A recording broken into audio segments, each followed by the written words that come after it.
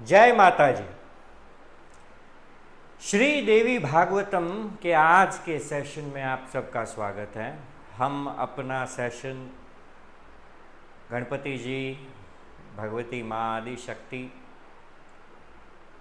महादेव, हमारे गुरुजन, काल भैरव, हनुमान दादा और जिसने श्री देवी भागवतम की रचना की, ऐसे महर्षि कृष्ण द्वैपायन व्यास जी की पूजा अर्चना के साथ इस सेशन की शुरुआत करेंगे।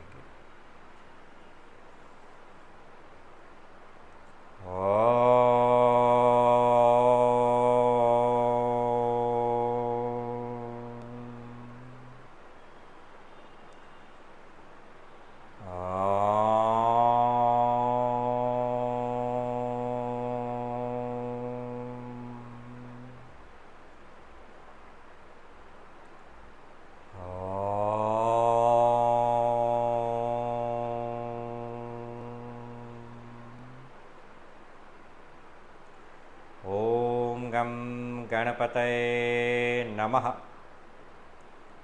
ओम वक्रतुंड महाकाय सूर्यकोटि समप्रभ निर्विघ्नं कुरु मे देव सर्वकार्येषु सर्वदा।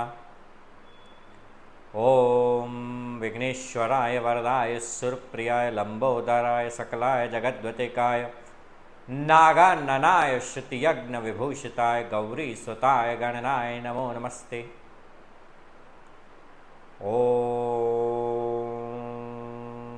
ऐं ह्रीं क्लीं चामुण्डाय विच्चे ओम तारादेव्यै नमः।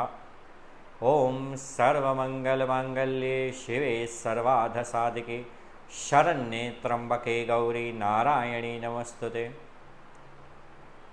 सृष्टि स्थिति विनाशाय शक्तिभूते सनातने गुणाश्रये गुणमये नारायणी नमोस्तुते।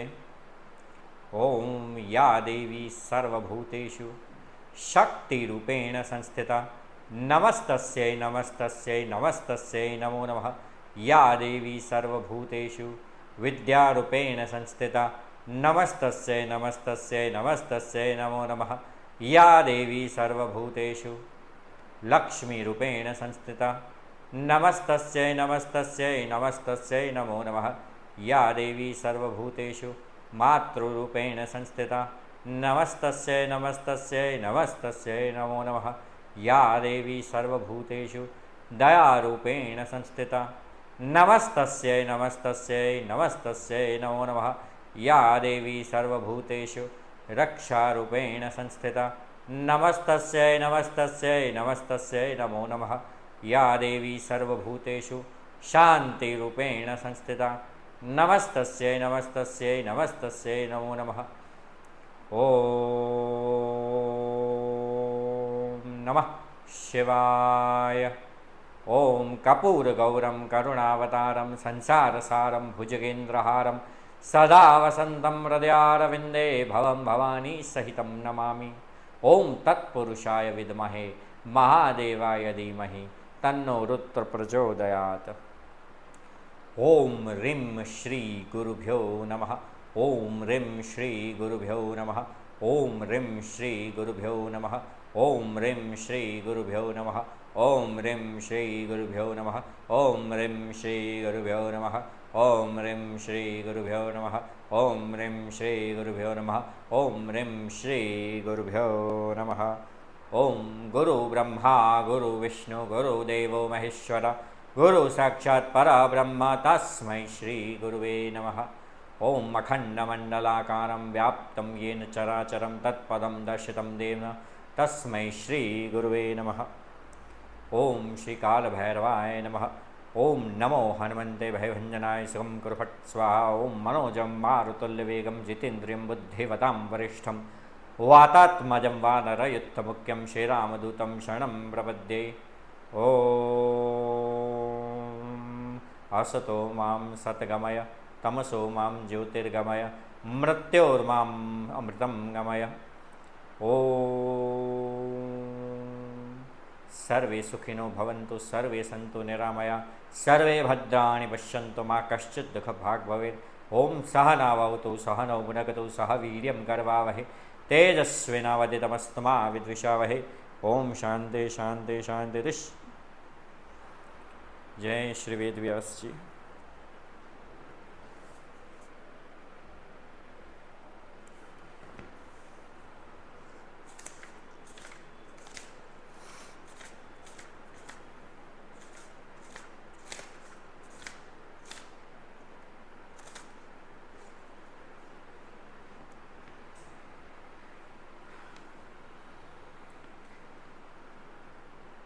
अभी तक जो हमने सेशन किए, हमने जो कथा की, जो कथा नैमिषारण्य से शुरू हुई थी माँ भगवती की, जिसमें शुकदेव जी के जन्म की कथा हुई, वेदव्यास जी के जन्म की कथा हुई, कैसे माँ ने दुर्गा के रूप में अपने भक्तों की रक्षा करने के लिए काशी में अवतरण किया।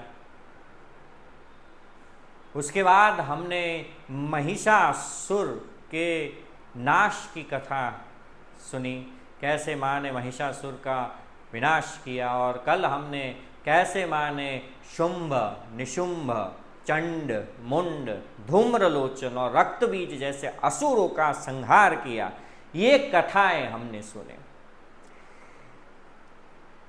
भगवती आदि शक्ति जो है, जो सेक्रेड फेमिनाइन एनर्जी, जो ब्रह्मांड की एक ऐसी शक्ति जो इस पूरे ब्रह्मांड का संचालन करती है, इसे समझना थोड़ा मुश्किल है।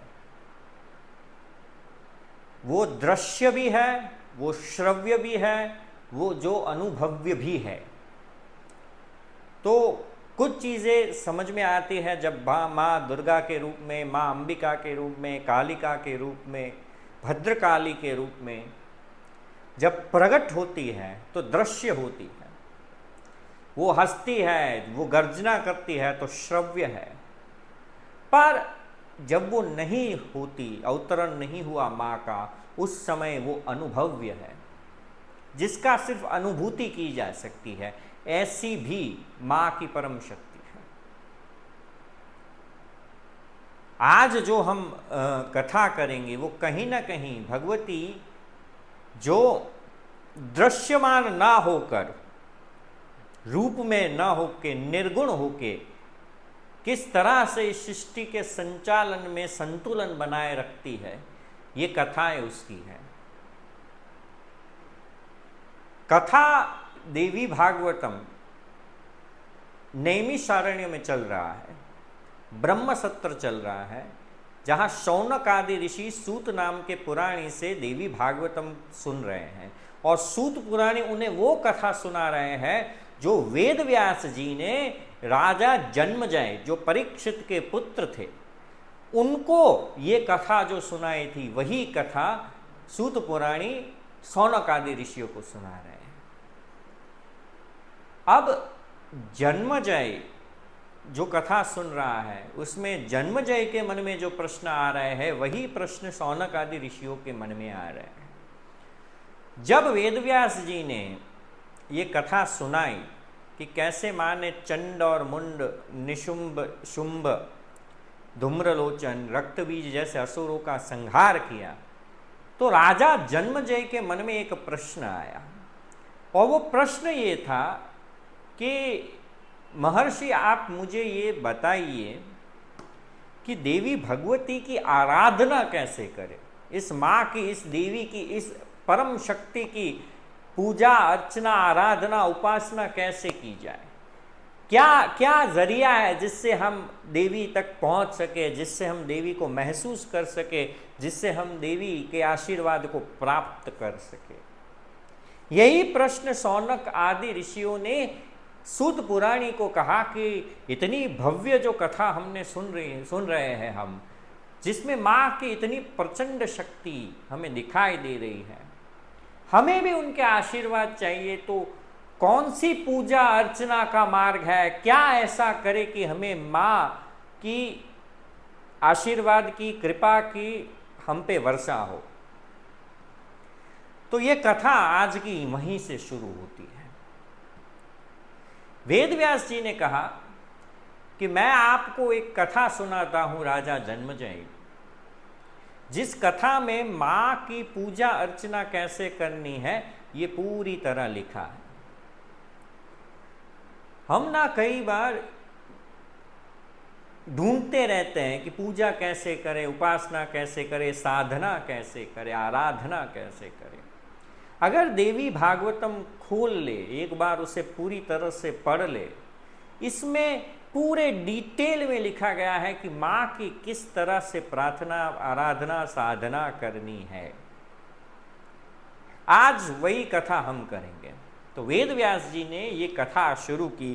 वेद व्यास जी ने कहा कि कोल प्रदेश का एक राजा था, सूरथ करके एक राजा था।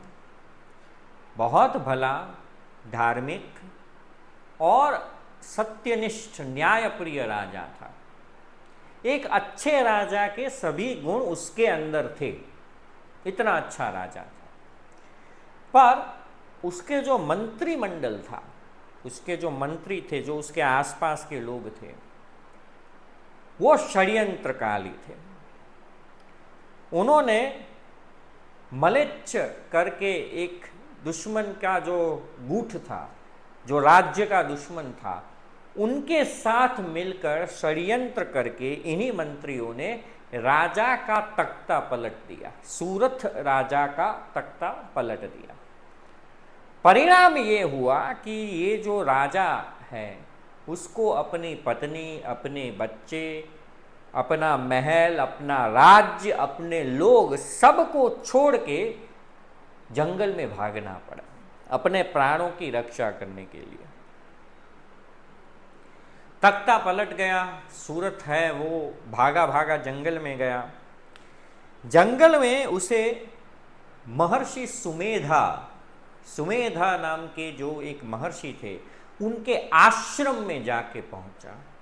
बड़ा ही रमणीय दृश्य देवी भागवतम में ऋषि सुमेधा के आश्रम के बारे में लिखा गया है। ये लिखा गया है कि इस आश्रम के आसपास का पूरा जो एरिया था इतना शांत था। पक्षी, पशु, इवन ये जो वृक्ष होते हैं, ये भी शांति का अनुभव कर रहे हो, ऐसा आभास हो। इतनी परम शांति इस आश्रम और उसके आसपास के एरिया में थी। ये दिखाता है कि ये जो ऋषि थे, सुमेधा ऋषि थे, वो कितने ज्ञानी, तपस्वी और साधक रहे होंगे। उनका प्रभाव, उनके तप का, उनके तपोबल का जो प्रभाव था वो ना केवल आश्रम में पर उसके आसपास के सभी एरिया में दिख रहा था। अब जब राजा वहां पहुंचते हैं, सूरथ राजा वहां पहुंचते हैं, भागे हैं, मन में बहुत सारी भावनाएं चल रही हैं, एंजाइटी है, डर है, दुख है, एक विश्वासघात हुआ है, उसका एक भार है। पर जब वो वहां पहुंचते हैं उस आश्रम के पास, तो वो एकदम शांति का अनुभव करते हैं, जो अनुभव उन्होंने शायद पिछले कई दिनों से नहीं किया था। ऐसी शांति का वो अनुभव करते हैं। वो इस शांति जो उन्हें मिली उससे प्रभावित होकर वो आश्रम के अंदर जाते हैं और आश्रम के अंदर जाके वो जो ऋषि है, सुमेधा ऋषि के सामने साक्षात दंडवत प्रणाम करते हैं और ऋषि के नमन वंदन करते हैं। ऋषि उन्हें देखकर खुश होते हैं। ऋषि ने कहा कि आप कौन हैं? मुख से, अपने वस्त्रों से तो आप कोई राजा लगते हैं, पर आपके मुख पे बहुत चिंता है, दुख है, विषाद का भाव है। तो कृपया बताइए आप कौन हैं और यहाँ क्यों आए हैं? राजा ने पूरी कथा बताई कि कैसे उनके मंत्रिमंडल ने उनका तख्ता पलट दिया।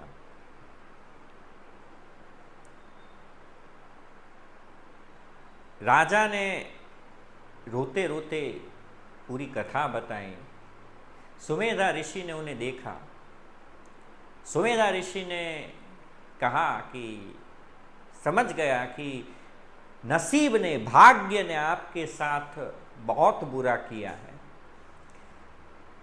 पर आप बताइए आप मुझसे क्या अपेक्षा रखते हैं। राजा ने कहा, महर्षि मैं आपके आश्रम के पास आया तब से बहुत शांति का अनुभव कर रहा हूँ। आप मुझे जो कहेंगे मैं वो करूँगा। कृपया मुझे आप अपने आश्रम में एक स्थान दे दीजिए, मुझे यहाँ रहने दीजिए, मुझे यहाँ शांति का अनुभव हो रहा है। वैसे भी मेरे इस जीवन में अब कुछ बचा नहीं है। मेरा जो था, मेरा राज्य, मेरे लोग, मेरी पत्नी, मेरे बच्चे, सब कुछ मुझसे छीन लिया गया है। कृपया मुझे यहाँ रहने दीजिए, शांति से मैं यहाँ रहूँगा। आप जो कहेंगे मैं वो करूँगा। सुमेधा ऋषि ने 2 घड़ी राजा की आंखों में देखा। यहाँ पे एक अनुभवी ऋषि नसीब के मारे एक व्यक्ति की आंखों में देख रहे हैं, और उसमें शायद उन्हें जीवन के अलग अलग रंग भी दिख रहे हैं। मनुष्य शांति चाहता है, और शांति इसीलिए चाहता है कि वो अशांत है, और वो अशांत इसीलिए है क्योंकि वो जो कर रहा है जीवन में शायद वो उसकी प्रकृति के विरुद्ध है। वो चाहता है, वो हो नहीं रहा है, या करने का वो प्रयत्न कर रहा है और बार बार निष्फल हो रहा है। इसीलिए शायद वो हारता है और अशांत हो जाता है। राजा भी अशांत है, शांति का अनुभव तो कर रहे हैं, पर शांति ऊपर के मन में है, अंदर तो फिर भी विषाद है, फिर भी जो खोया है उसका दुख है। ऋषि ने कहा, ठीक है राजन, आप यहाँ आराम से रहिए। आश्रम के जो नियम है उसी का आपको पालन करना होगा। आप किसी भी पशु की, किसी भी मनुष्य की न हत्या करेंगे, न उनके ऊपर हिंसा करेंगे। आप केवल सात्विक भोजन यानी सिर्फ फल फलादि ही ग्रहण करेंगे, और आश्रम के जो भी नियम है आप उसका पालन करेंगे। अगर आप ये कर सकते हैं तो बिल्कुल आप यहाँ रह सकते हैं। राजा ने कहा, महर्षि मुझे कोई तकलीफ नहीं है, मैं रहूँगा, आराम से रहूँगा, मुझे कोई तकलीफ नहीं है। पर अगर मेरे दुश्मनों ने, मेरे जो शत्रु हैं उन्होंने मुझे खोज लिया तो क्या होगा। महर्षि ने कहा, आप उसकी चिंता मत कीजिए, मैंने इस जगह पे मेरे तपोबल से यहाँ पे सुरक्षा कवच है, वो लोग चाह कर भी इस जगह को ढूंढ नहीं पाएंगे। राजा ने वंदन किए। राजा खुश हो गया कि चलो कहीं कुछ ठिकाना तो मिला। राजा उस आश्रम में रहने लगा। सुबह पूजा, यज्ञ, तप आदि करते, और फिर वो जंगल, जो आसपास का जंगल था, क्योंकि ऋषि ने कहा था बहुत दूर मत जाना, पर आसपास के जंगल में जाके वो वहीं पे बैठते, जंगल में पेड़ के नीचे बैठते और सोचते अपने जीवन के बारे में। वो सोचते रहते, उनका मन शांत नहीं हो रहा था। उनको ये विचार आ रहे थे कि मेरे लोगों के साथ क्या हुआ होगा, मेरी प्रजा का क्या हुआ होगा, मेरी पत्नी का क्या हुआ होगा, मेरे बच्चे के साथ क्या हुआ होगा। ये विचार बार बार बार उनके मन में आ रहे थे।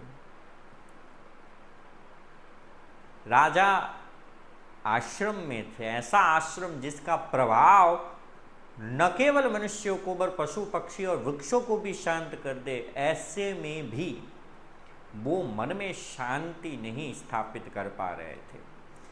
ये कथा ना मन के बारे में एक बहुत अच्छी चीज़ बताती है कि आप चाहे सबसे अच्छी जगह पर भी क्यों न हो, आप सबसे शांत जगह पर भी क्यों न हो, अगर आपका मन आपके काबू में नहीं है तो आप कभी शांति का अनुभव नहीं कर पाएंगे। मनुष्य बाहर शांति चाहता है, हम भी नहीं सोमवार से शुक्रवार तक काम करते हैं और शनि रवि कहीं भाग जाना चाहते हैं शांति के लिए। वैकेशन हुआ, हम भाग गए शांति के लिए, पर हम कहीं नहीं भाग रहे। हमारे अपने आप से कैसे भागेंगे? हमारी अशांति का मूल हमारे अंदर है। हम जितने अंदर हैं उतना ही हम अशांत हैं। राजा भी अशांत है। मन का यही गुण है कि मन आपसे वो खेल करवाता है जो खेल आप समझ ही नहीं पाते। इतने बड़े महर्षि के आश्रम में होने के बाद भी अपने जीवन की एक नई शुरुआत करने का जब राजा को मौका मिला है, उस समय भी वो अपने पुराने जीवन के बारे में सोच सोच के मन को और ज्यादा अशांत कर रहा है।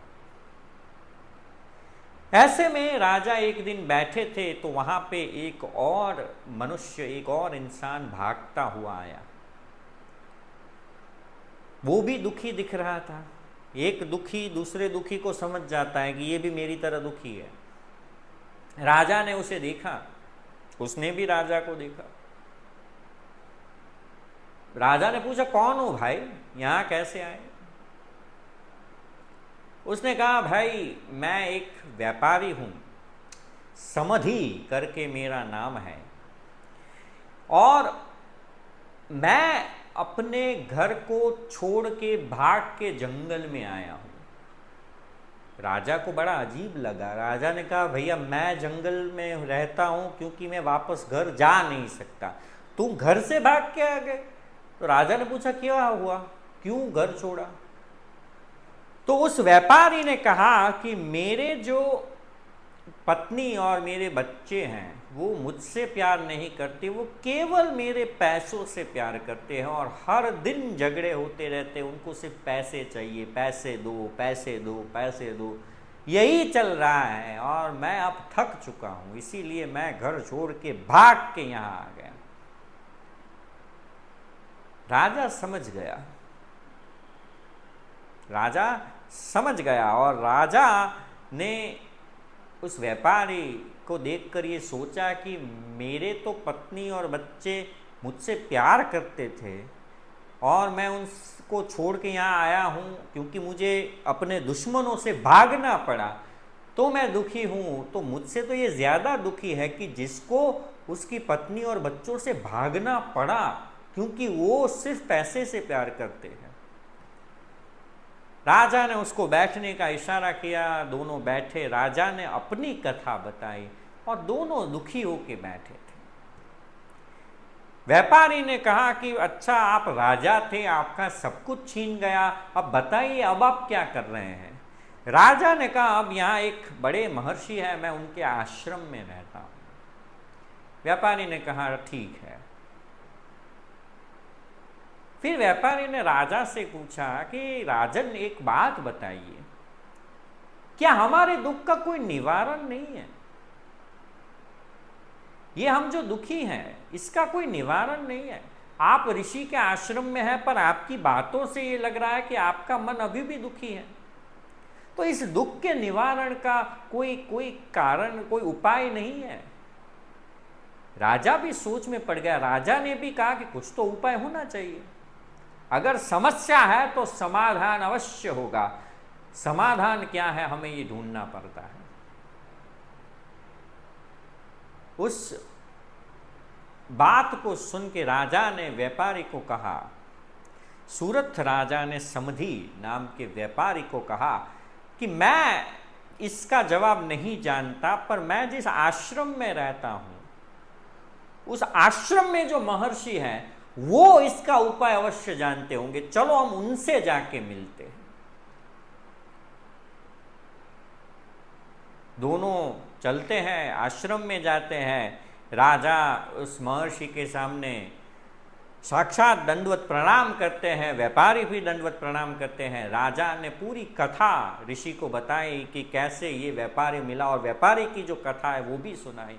और राजा ने कहा, महर्षि मुझे और हम दोनों को ये जानना है, हमारा मन शांत नहीं हो रहा, कहीं ना कहीं हम भी दुखी हैं। मैं यहाँ हूँ पर मुझे मेरी प्रजा की, मेरी पत्नी की, मेरे बच्चों की चिंता हो रही है।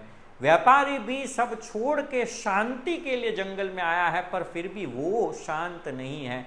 कृपया कोई उपाय बताए, कुछ ऐसा बताए कि हमारा मन शांत हो। सुबेधा नाम के जो ऋषि थे उन्होंने कहा कि राजन आप यहां होकर भी दुखी है। राजा ने कहा महाराज यहां हूं, मन ऊपर से शांत हुआ है पर अंदर नहीं, कुछ तो इसका उपाय होगा, आप बताइए।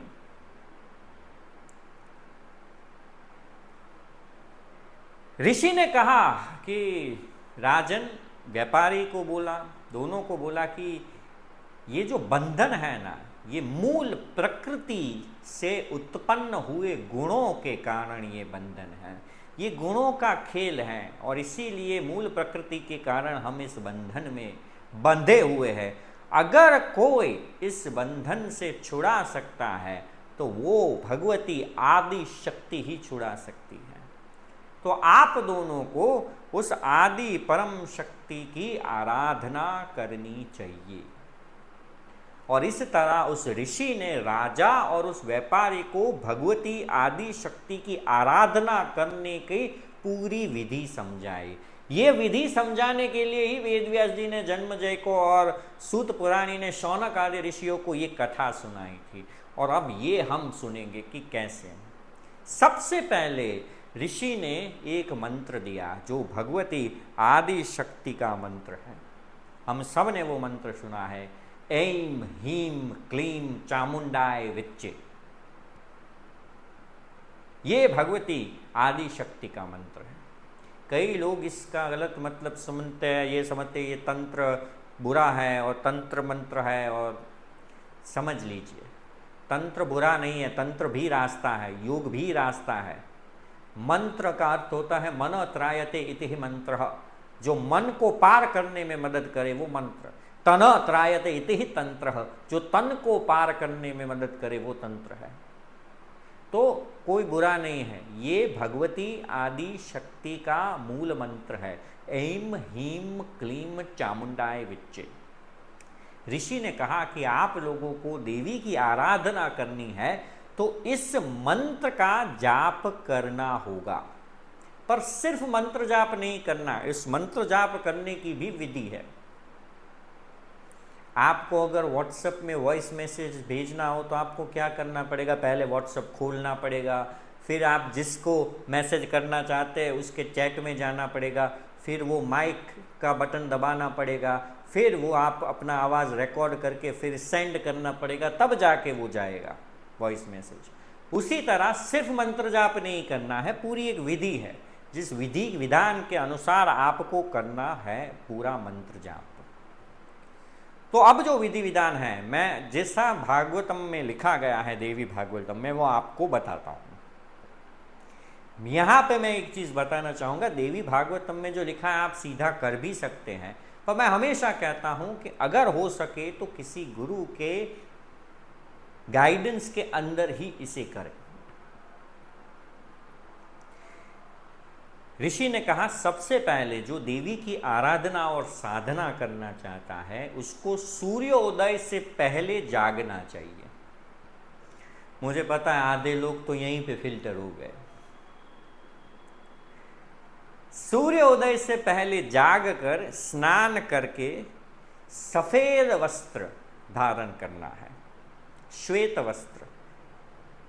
श्वेत वस्त्र धारण करके ये वैदिक और तांत्रिक संध्या के समय, अब वैदिक और तांत्रिक संध्या मतलब क्या, वैदिक और तांत्रिक शास्त्रों में 3 संध्या दिन में लिखी गई है। ऐसा समय जब सूर्य एक पोजीशन में होता है। अब ये बहुत साइंटिफिक है, जैसे हमारे यहाँ रात होती है तो हम समझते हैं सूर्य अस्त हो गया, पर वैदिक शास्त्र तांत्रिक शास्त्र ये मानते हैं कि सूर्य अस्त नहीं हुआ है, सूर्य दूसरी तरफ गया है, मतलब पृथ्वी घूम गई है। हमारे तरफ अंधेरा हुआ तो दूसरी तरफ उजाला हुआ है। तो वो तीनों कालों को संध्या में, तो सूर्य उदय जब होता है उसको भी एक संध्या माना जाता है। जब पीछे की तरफ यानी दूसरी साइड संध्या हुई और यहाँ सूर्य उदय हुआ, फिर सूर्य जब मध्याह्न में होता है सेंटर में, दोपहर का समय, वो दूसरी संध्या, और तीसरी संध्या जब सूर्यास्त से पहले की जो संध्या है, वो संध्या का जो समय है वो तीसरी संध्या। तो ये जो आराधना और साधना करती है इस समय के ऊपर करनी चाहिए, ऐसा देवी भागवतम में लिखा गया है। अब पहले श्वेत वस्त्र धारण करने हैं, कुशन आसन, मतलब जो एक प्रकार का एक ग्रास है, कुश ग्रास, घास, उससे बना हुआ एक आसन होता है। बेसिकली ये होता है कि योगिक शास्त्र ये मानता है कि हमारा बॉडी जब साधना और योगिक पोस्चर में होता है तो एक इलेक्ट्रोमैग्नेटिक फील्ड जनरेट होता है, तो वो पृथ्वी से अर्थिंग जोड़े रहने के लिए कहीं ना कहीं एक प्रकार के घास के ऊपर आसन में बैठना चाहिए, ये कहा गया है। अगर इस समय तो ऐसे कुछ का आसन मिलना मुश्किल है, पर हो सके तो एक आसन के ऊपर पूर्व दिशा की तरफ मुख करके बैठना चाहिए, पूर्वाभिमुख जिसे कहते हैं, पूर्व दिशा की तरफ मुख करके बैठना चाहिए। फिर 3 बार अपने राइट हैंड में पानी लेके आचमन करना है। ये अंत शुद्धि के लिए आचमन है कि हम बाहर तो शुद्ध हो गए, स्नान कर लिया, पर अंदर कैसे शुद्ध होंगे, तो ये 3 बार आचमन उसके लिए करना चाहिए। उसके बाद प्राणायाम करके अपने सांस को रेगुलराइज करना चाहिए। हम नहा के आए हैं, अभी उठे हैं, बैठे हैं, तो द ब्रीथ जो होती है वो अनइवन होती है, तो पहले प्राणायाम करके पहले ब्रीथ को एक लेवल में, एक रेगुलेशन मोड में लाना चाहिए।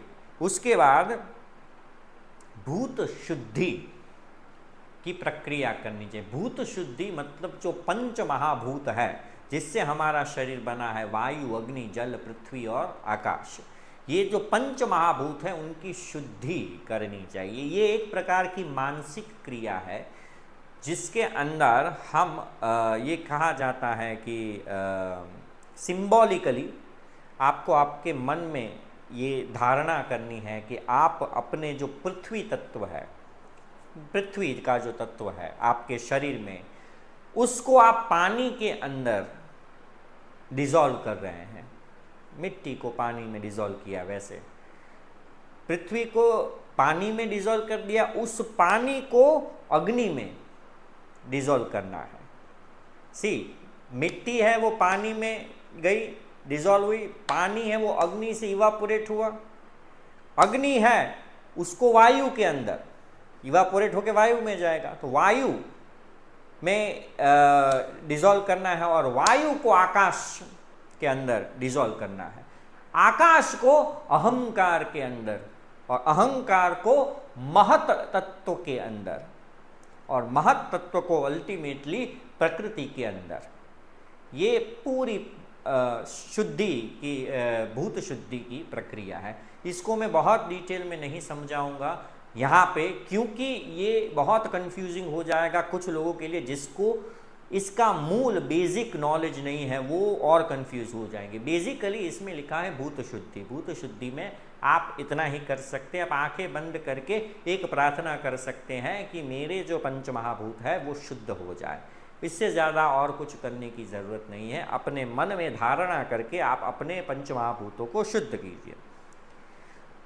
भूत शुद्धि के बाद जीव शुद्धि, जो हमारे अंदर जो आत्मा है, हमारा अंदर जो जीव है, परमात्मा का जो अंश हमारे अंदर है, उसकी शुद्धि की प्रक्रिया करनी चाहिए।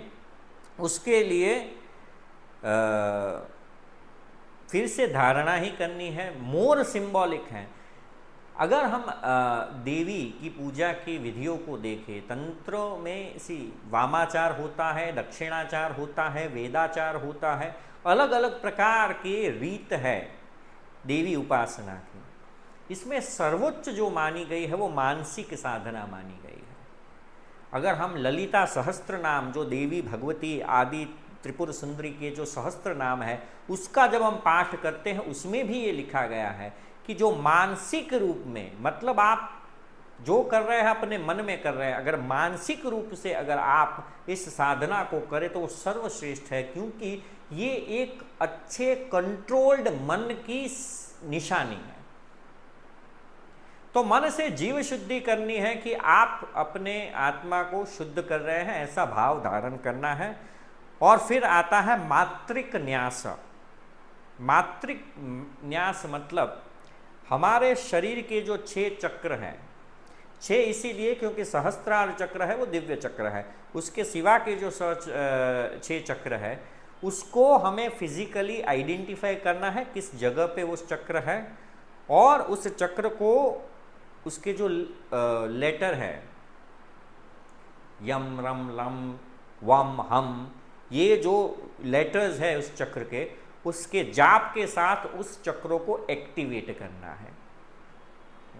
ये सब क्या हो रहा है, जाप करने से पहले हम अपने शरीर को, हमारी शक्ति को, हमारे मन को हम तैयार कर रहे हैं मां की आराधना करने के लिए। पात्रता होनी चाहिए। अगर आप आटा ले ले, गेहूं का आटा, ठीक है, सिर्फ गेहूं का आटा आप गैस पे चढ़ा दे तो रोटी बन जाएगी? नहीं बनेगी। हमें पहले उस आटे को गोंदना पड़ेगा, उसको बराबर बनाना पड़ेगा, फिर रोटी का आकार देना पड़ेगा, फिर रोटी बनेगी। तो जाप करने से पहले इस शरीर को, इस मन को हम तैयार करते हैं ताकि अच्छे से माँ की आराधना कर सके। यही भाव है। तो मात्रिक न्यास ये है कि हम अपने शरीर के 6 चक्रों को आइडेंटिफाई करते हैं और उसके अलग अलग शब्द से, जो उसके जो स्वर है, उस स्वरों से उसको एक्टिवेट करते हैं। फिर जो साधक है उसको उस दिन, समय और जो महीना है, जो साल है, वो बोलना है कि मैं यहाँ पे इस दिन, इस समय, इस तारीख को भगवती के आराधना में कर रहा हूँ, ये कहकर ध्यान करना है। ध्यान अपने अलग अलग बॉडी पार्ट के ऊपर करना है, शरीर के पूरे अंगों को फील करना है, और उस अंगों के जितने भी देवता हैं, जिसको हम पता भी नहीं है कि हमारे अंगों के ये देवता हो सकते हैं, पर से फील करते जाना है कि हम अपने शरीर को फील कर रहे हैं। ये रीजन क्या है? ये बहुत इंपॉर्टेंट रीजन है। इसके पीछे का साइंस बहुत ही समझने जैसा साइंस है। हम कहते हैं कि अहंकार तो भर भर के है हम में, मैं ये करूंगा, मैं सक्सेसफुल हूं, मेरे पास पैसे हैं, पर हम में से कितनों ने बैठकर अपने आप को फील किया? कितने लोगों ने फील किया? आपने लास्ट टाइम अपने बॉडी को कब फील किया था? चलो छोड़ो, अपने पैर की सबसे छोटी उंगली को आपने कब महसूस किया था कि है? हर रोज जब हम साधना करते हैं तो ये साधना हमें अपने शरीर का अनुभव करवाती है। जब आप अपने शरीर के अंगों के ऊपर ध्यान देते हैं ना, तो जो भी आपके अंग ठीक से काम नहीं कर रहे होंगे आपको महसूस हो जाएगा। कई बार आज नहीं होता कि अचानक किसी को हार्ट अटैक आ गया, अचानक किसी को कैंसर डिटेक्ट हुआ, अचानक किसी को किसी अंग में प्रॉब्लम हो गई, हमने फील ही नहीं किया। हम अपने काम में इतने बिजी है, हम अपने रोजिंदा जीवन में इतने बिजी हैं कि हमें महसूस ही नहीं हो रहा कि ये हो क्या रहा है। ये रोज अपने शरीर को फील करने की एक एक्सरसाइज कहिए, एक प्रोसेस है। तो ध्यान करके अपने बॉडी के अंगों को फील करना है। फिर हम जहाँ बैठे उसके आसपास के एरिया को प्योरीफाई करना है। वो मंत्र गूगल में है, अपवित्र पवित्रो वा, जो मंत्र है उससे हम अपने आसपास के पूरे एरिया को प्योर करते हैं। उसके सिवा अस्त्र या फट मंत्र, अस्त्र मंत्र होते हैं देवी के, फट मंत्र होते हैं देव के। जैसे रीम अस्त्राय फट, जब आप किसी भी जगह, ये मैं आपको एक देवी का मंत्र दे रहा हूँ, जब आप अपने पूजा के एरिया में आप अंदर जाएं, उससे पहले आपके जो राइट लेग है उसके अंगूठे से, जैसे ये अंगूठा है राइट लेग का, 3 बार आपको जमीन पे नॉक करना है और 3 बार बोलना है रीम अस्त्राय फट, रीम अस्त्राय फट। रीम अस्त्राय फट। इसका मतलब क्या है? इवन आप ऑफिस में जब एंटर कर रहे हो अपने, तब भी ये करो। इसका अर्थ क्या है? आप देवी शक्ति से परमिशन ले रहे हो, नॉक दे रहे हो कि मैं आऊं। You are taking the permission, मैं अंदर आऊं। और फिर देवी जब अलाउ करती है तो कोई बुरी शक्ति आपके साथ अंदर नहीं आ सकती। ये बहुत ही सटल साइंस है कि जब हम कितने जगह जाते हैं, हम कैसे पानी से नहाते हैं, कैसे कपड़े पहनते हैं, वो कपड़े कितने धुले कितने नहीं धुले, कौन सी नेगेटिव एनर्जी कब किसके साथ घूम रही हो, हमें नहीं पता होता। तो ऐसे समय में जब आप ये मंत्र जाप करके एंटर करते हैं तो आप आसपास सब प्योरीफाई करते हैं, आप अपने आसपास का एरिया क्लीन करते हैं। फिर आप उस जगह को, उसके आसपास पूरे ऑब्स्टिकल क्लियर कर लेते हैं ताकि आप वहाँ बैठ के साधना कर सकें। तो ये आपको करना है। उसके बाद एक कॉपर की, तांबे की प्लेट लेकर उसके ऊपर चंदन से एक यंत्र का निर्माण करना है जो यहाँ पे लिखा गया है। सबसे पहले उसमें उल्टा ट्रायंगल बनाना है। उल्टा triangle is the symbol of feminine energy, वो शक्ति का सिंबल है। उसके ऊपर सीधा ट्रायंगल, वो पुरुष एनर्जी, मेल एनर्जी का। तो बेसिकली स्टार बनाना है, हेक्सागोन टाइप का स्टार। वो स्टार बनाया तो हेक्सागोन हो गया, उसके ऊपर आपको ऑक्टागोन बनाना है, उसको कवर करना है ऑक्टागोन से। ऑक्टागोन ऐसा कि वो 8, ऑक्टागोन मतलब 8 लीफ वाला एक कमल आपको ड्रॉ करना है जो इस स्टार को कवर करे। और इसके ऊपर माँ के जो बीज मंत्र है वो मैं यहाँ नहीं बोल सकता, वो बीज मंत्र वहाँ पे आपको हर पेटल के ऊपर और हर पॉइंट के ऊपर लिखने हैं। 9 बीज मंत्रों का ये सिलेबल का एक मंत्र है, वो आपको यहाँ पे लिखना है। उसके बाद ये आपने जो यंत्र बनाया उसको एक इंस्टॉल कर दिया। उसके बाद आधार शक्ति जो पृथ्वी है उसका पीठ मंत्र है, जहाँ पे आप जहाँ पूजा कर रहे हो उस जगह को जिस तरफ आपको आधार चाहिए, पृथ्वी ने आधार दिया है, तो आधार शक्ति और पीठ मंत्र जो एक तरह से धन्यवाद है माँ को, पृथ्वी को, धरती को कि आप मुझे आधार दे रही है इस यंत्र को स्थापित करने के लिए, यहाँ मुझे बैठने के लिए और मुझे साधना करने के लिए आप जो मुझे को जगह दे रही है, आधार दे रही है, उसके लिए मैं आपका आभारी हूँ। उसके बाद माँ की जो छवि आपने रखी है उसके पास दिया करके, उसके ऊपर कुमकुम तिलक लगा के माँ का आवाहन करके उसके बीज मंत्र का जाप करना है। बीज मंत्र के जाप करने से पहले जो 6 गण हैं, ये जो हेक्सागोन आपने बनाया स्टार, उसमें 6 गण हैं, इनर सर्कल माना जाता है। अब ये श्री विद्या का भाग है। अगर आपको श्री विद्या के बारे में और जानना है तो मैं आपको ये सजेस्ट करूँगा कि पहले आप देवी भागवतम का पूरा स्टडी कीजिए। देवी भागवतम स्टडी करने के बाद आप रुद्रयामल तंत्र और श्री तंत्र जो है उसका आप स्टडी कीजिए, उसमें आपको श्री विद्या के बारे में पता चल जाएगा। तो श्री विद्या मतलब बेसिकली ये चक्र है, श्री यंत्र। तो श्री यंत्र जो होता है उसके सेंटर में आदि पराशक्ति बैठती है, फिर उनका इनर सर्कल, उसके आउटर सर्कल होते जाते हैं। तो ये जो स्टार है उसके सेंटर में आदि पराशक्ति है, पर हेक्सागोन है वहाँ उनके गण है, और बाहर ऑक्टागन है, वहाँ पे इंद्र और आदि देवता जो है वो फिर वज्र, फिर भूपुर, ये जो गण होते हैं वो बाहर के सर्कल में माँ के साथ बैठे हुए हैं। तो ये उनका जाप और उनकी आराधना की विधि देवी भागवतम में लिखी है, आप पढ़ेंगे तो आपको मिल जाएगा पूरा। तो ये इस तरह से उनकी विधि करनी है। फिर आपको ध्यान में बैठकर जो माँ का 9 अक्षरों वाला मंत्र है उसका जाप करना है। क्रीम दक्षिणे कालिके स्वाहा, ये मंत्र दिया गया है, इसका आपको जाप करना है।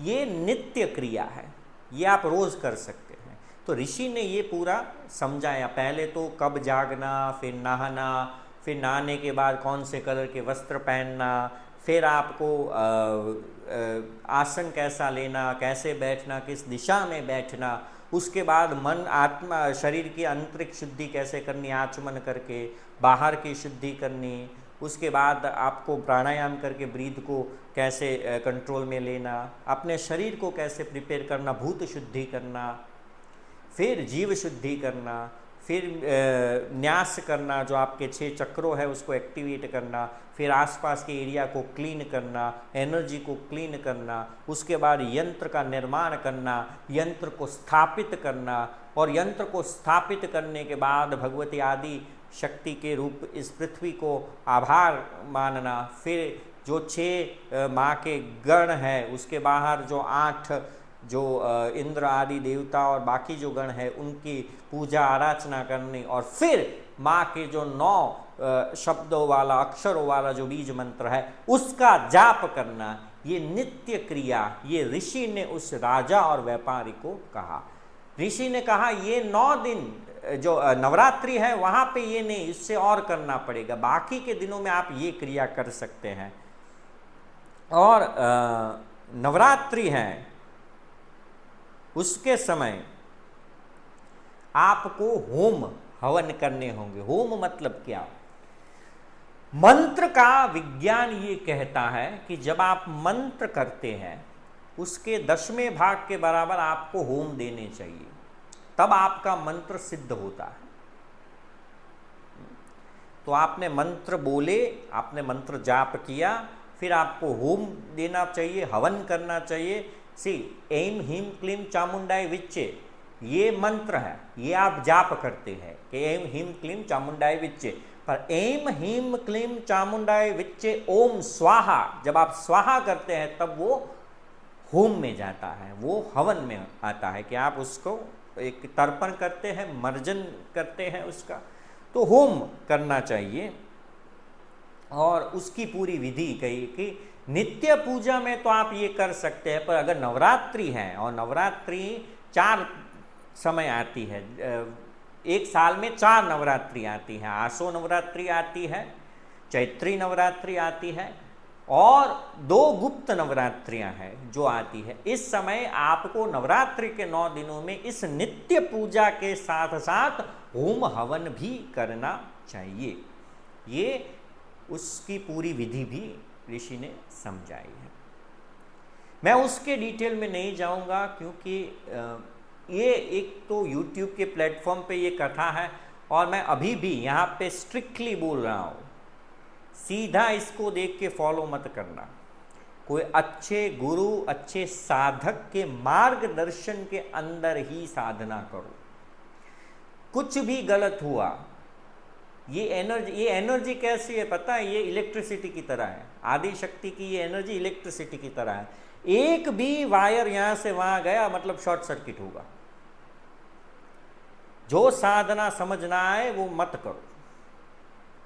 कोई साधक हो, आपके कोई गुरु हो जो आपको इसमें ज्ञान दे सके, उसको आप पूरी तरह से समझ के उनके गाइडेंस और मार्गदर्शन के अंदर ही करनी चाहिए।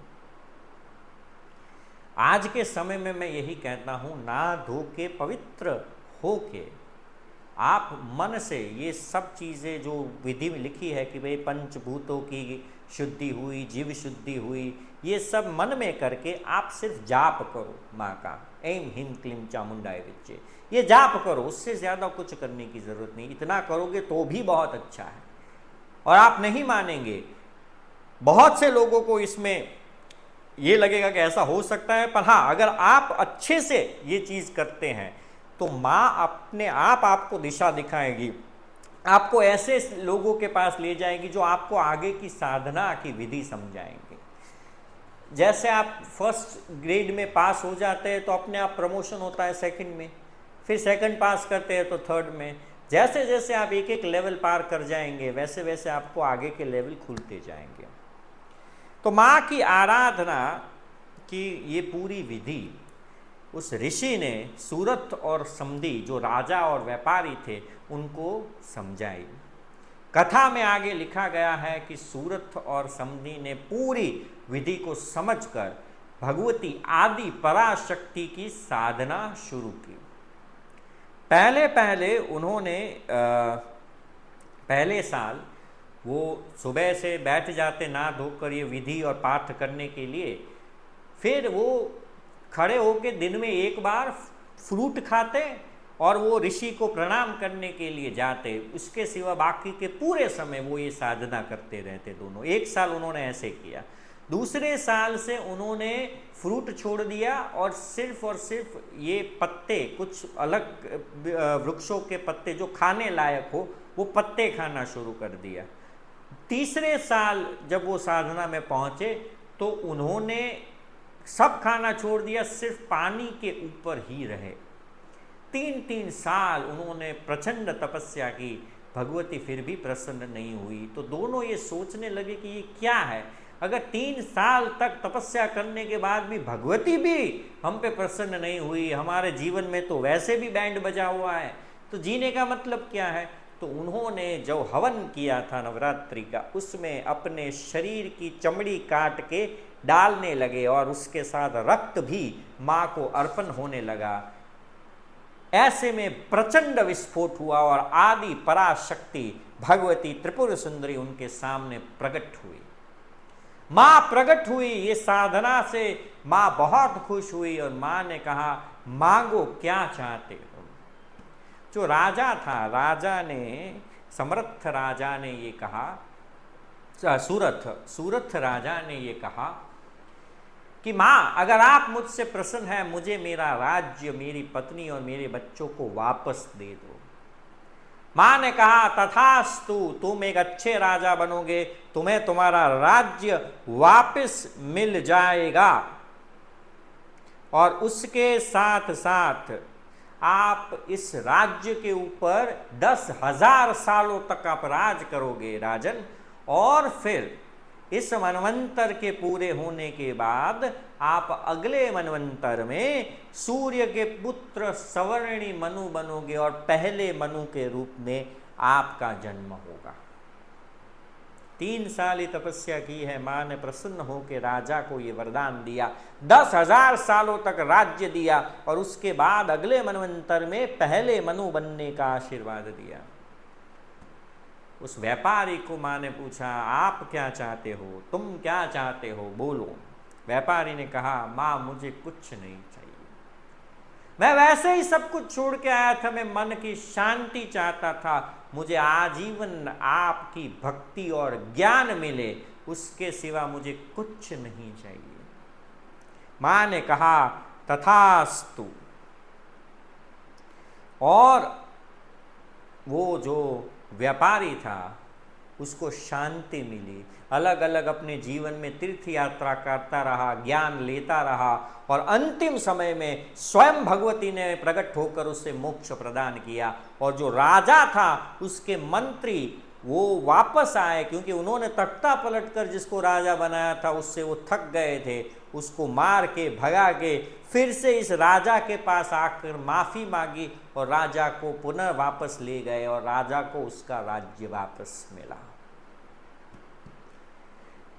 तो ये जो कथा है, ये कथा है माँ की आराधना की। तो राजा जन्मेजय ने और शौनक आदि ऋषियों ने जब ये पूछा कि भगवती आदि शक्ति की आराधना कैसे करनी है, तो वेद व्यास जी ने और शौनक सूत नाम के जो पुराणी है उसने ये कथा सुनाई, जिसमें किस तरह से भगवती की आराधना और साधना करनी चाहिए ये पूरा लिखा है देवी भागवतम में।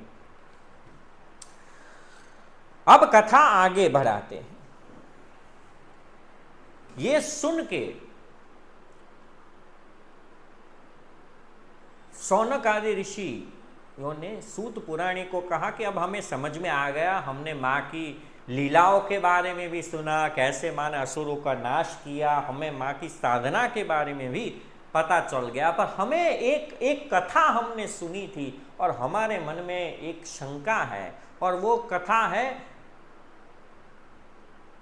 विश्वकर्मा के जो पुत्र थे वृत्रासुर, वृत्रासुर की मृत्यु की कथा है। कोई ये कहता है कि भगवान विष्णु और इंद्र ने छल करके उसका, धर्म को साइड में रख के उसका वध किया।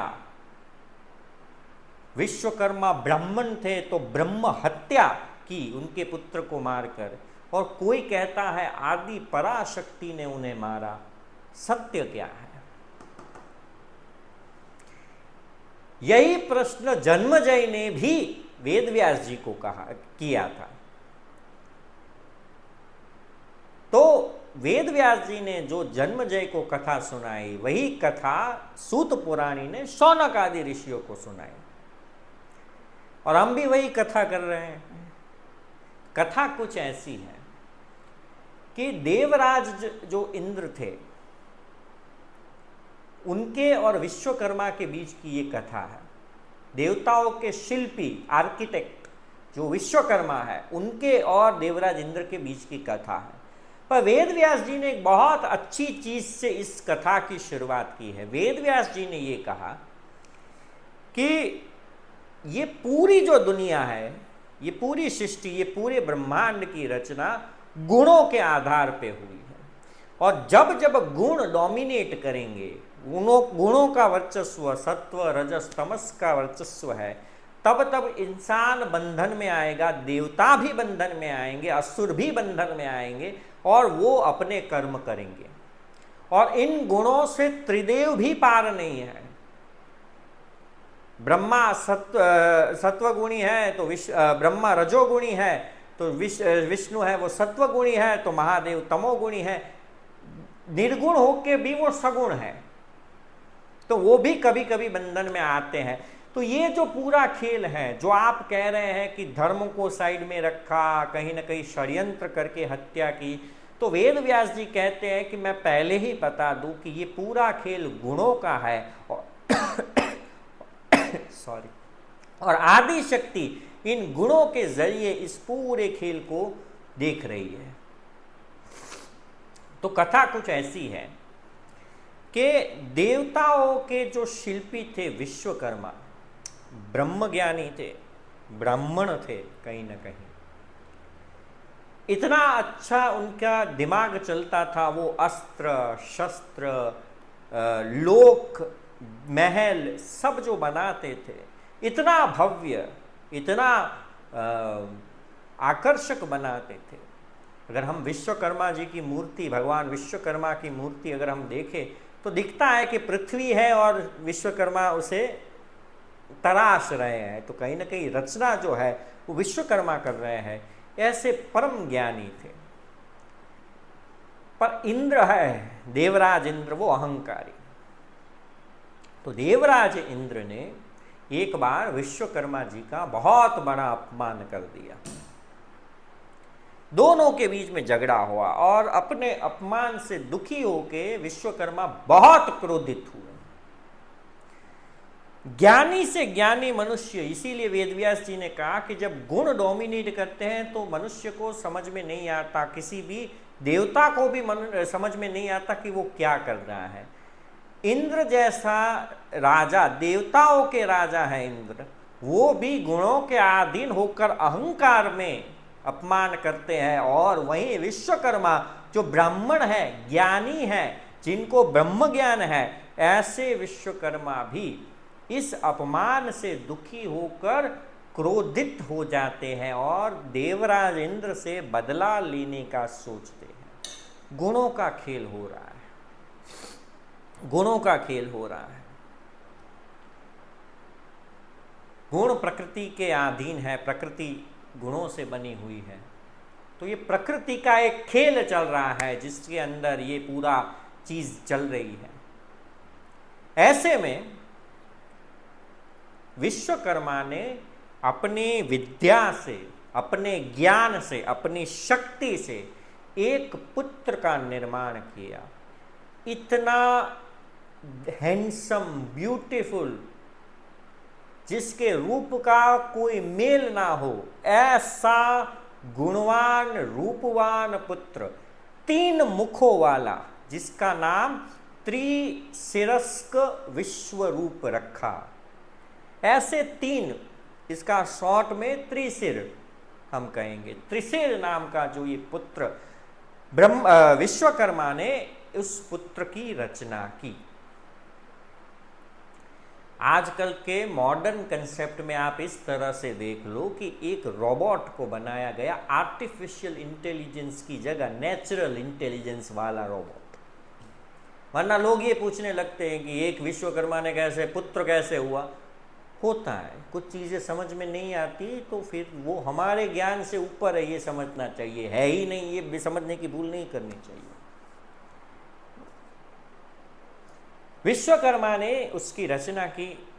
मैंने जैसा कहा, बहुत हैंडसम था, बहुत रूपवान था, बहुत अच्छा दिख रहा था। 3 मुख थे उसके, त्रिशिर, 3 सिरों वाला, और ज्ञानी गुणवान था। उसने 3 मुखों का उपयोग कैसे किया? एक मुख से उसने सभी वेदों का अध्ययन शुरू कर दिया। दूसरे मुख से वो खाता पीता, खासकर अमृत पान करने लगा।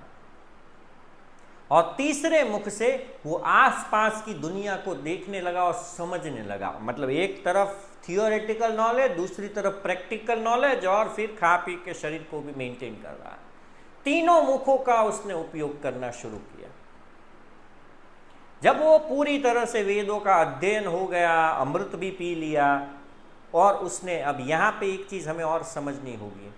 अमृत का अर्थ ये है, यहाँ पे सोमरस जो अमृत है, नेचुरल डेथ नहीं होगी, एक आयुष्य को बढ़ाने वाला है। हम ये समझते हैं अमृत मतलब मरेगा ही नहीं। हाँ, नेचुरली नहीं शायद, और अगर अस्त्र शस्त्र का वार हो तो मृत्यु हो सकती है। हमने जैसे पहले की कथा में देखी, जैसे कल ही हम चंड मुंड के और शुंभ निशुंभ की बात कर रहे थे, तो देवताओं लगभग मरने की हालत में आ गए, और युद्ध में कई देवता भी मारे गए। तो देवताओं ने तो अमृत पान किया है, तो कैसे मारे गए? तो अमृत का अर्थ है नेचुरल डेथ को अवॉइड करता है, ये हमें समझना होगा। तो अमृत पान कर लिया, वेदों का अध्ययन कर लिया, दुनिया को पूरी तरह समझ लिया। फिर त्रिशिर ने दुनिया से डिस्कनेक्ट करके ध्यान में उतर गए, ध्यान में उतर गए। पद्मासन में बैठ के वो पर्वत के ऊपर बैठ गए और परम ध्यान में उतर गए। परम ध्यान में उस लेवल तक उतरे, इतना कठोर तपस्या कि जब समर होती, मतलब गर्मी होती, तो आसपास 5 अग्नि कुंड प्रज्वलित करके पंचअग्नि तप करते कि आसपास 5 अग्नि, ऊपर आसपास 4 अग्नि, 5वां सूर्य, और वो उल्टे लटक के उसके बीच में तपस्या करते।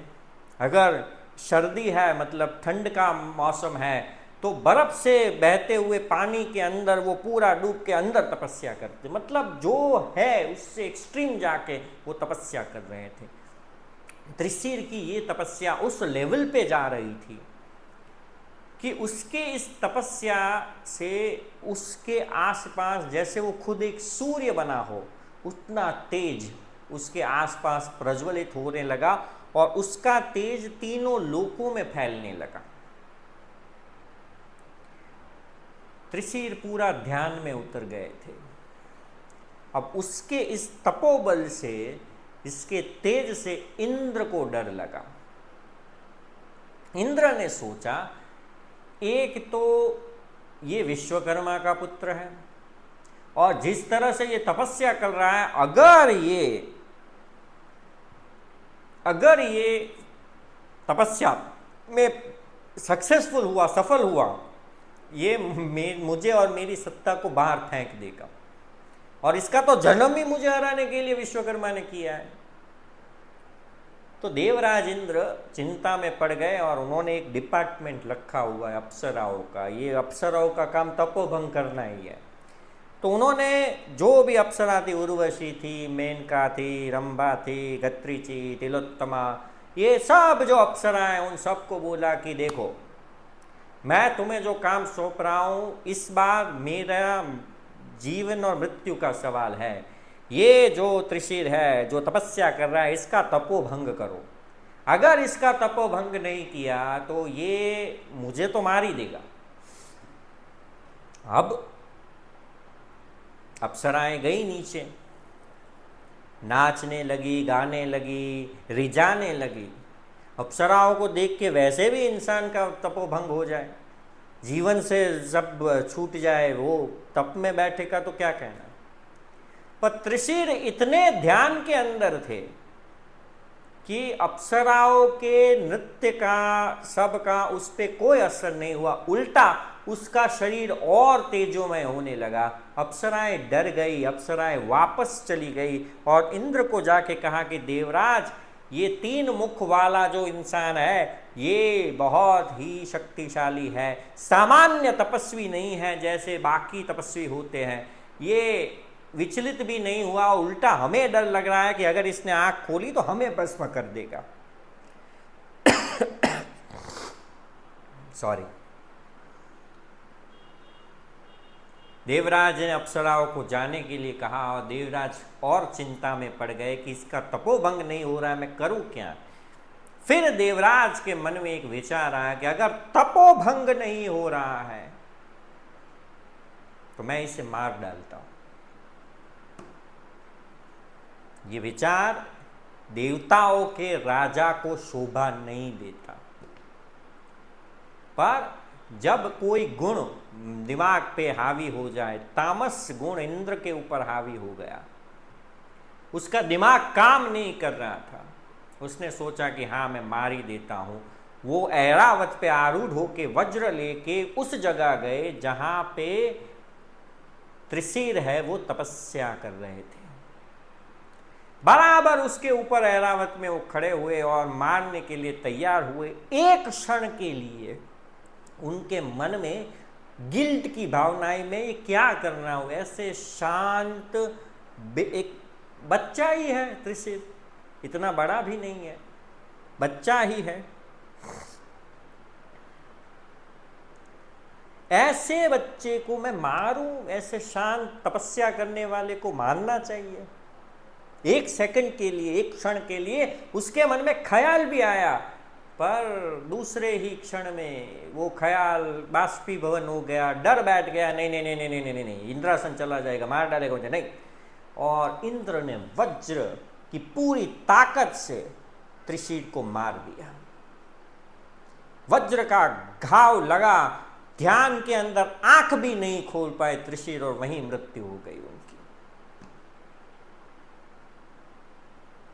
जैसे ही त्रिशिर को मारा, देवताओं के अंदर हाहाकार मच गया, ऋषियों में हाहाकार मच गया, सप्तऋषियों में हाहाकार मच गया कि देवराज इंद्र ने एक भोले भाले सामान्य शांति से तपस्या करने वाले ब्राह्मण के पुत्र की हत्या की है, ब्रह्म हत्या की है इंद्र ने। इंद्र को इसका सजा मिलनी चाहिए इसकी, पर इंद्र तो वहीं बैठे रहे शांति से, स्वर्ग में वापस चले गए। अब कौन जाके कहे इंद्र को कि तुमने ब्रह्म हत्या की। कुछ दिनों बाद इंद्र वापस वहां गए देखने के लिए, तो एक चमत्कार हुआ था। त्रिशिर तो मर चुका था, पर उसका शरीर अब भी ग्लो कर रहा था, एक दिव्य तेज उसके शरीर से निकल रहा था। और इंद्र को फिर से डर लगा कि कहीं ये जिंदा तो नहीं है, अगर जिंदा है तो ये फिर से मुझे मार देगा, तो अब इसको मैं कैसे चेक करूं। तभी उस समय वहां पे एक लक्कड़हारा, तक्ष नाम का एक लक्कड़हारा था। उस लक्कड़हारे को इंद्र ने देखा और इंद्र ने कहा, देखो भाई मैं देवराज हूं, इसको मैंने मारा है, पर इसका शरीर अभी भी तेजोमय है, तो मुझे लगता है कि ये अभी मरा नहीं है। तुम एक काम करो, तुम अपनी कुहाड़ी से इसके तीनों सिर को काट दो। डर का लेवल देखिए। अगर आप जीवन में डरे हुए हैं, इनसिक्योर है, शांत होकर बैठ जाइए, क्योंकि वो डर वो चीज करवाएगा जो हम सोच भी नहीं सकते, हमसे वो चीजें करवाता है डर। अगर डर है जीवन में तो चुपचाप बैठ जाओ कुछ देर, डर को हावी मत होने दो। इंद्र ने लक्कड़हारे को कहा, अगर ये करोगे मैं तुम्हें बहुत धन दूंगा। लक्कड़हारे ने कहा, देवराज आपने जिसे मारा है वो मर चुका है, आप क्यों उसके शरीर को, मैं नहीं काट सकता इसको, आपने ब्रह्म हत्या की है, आप मुझे भी पाप का भागी बना रहे हैं। इंद्र ने कहा, ब्रह्म हत्या मैंने की है, पर मैं उसका प्रायश्चित कर लूंगा, तुम पहले इसको मारो। और अगर तुमने इसको मारा तो मैं तुम्हें यज्ञ में भी भाग दूंगा, जो यज्ञ में होम होंगे उसमें तुम्हारा भी भाग होगा। अब ये बहुत ही टेम्पटिंग ऑफर था। लक्कड़हारे ने 2 घड़ी सोचा और फिर लक्कड़हारे ने जाके उस सिर के 3 टुकड़े कर दिए, सर काट दिया। तभी जैसे ही सर काटा वहां पे चमत्कार हुआ। जो सर जाप कर रहा था, वेदों के अध्ययन कर रहा था, उसके अंदर से बहुत सारी चिड़ियाएं निकली।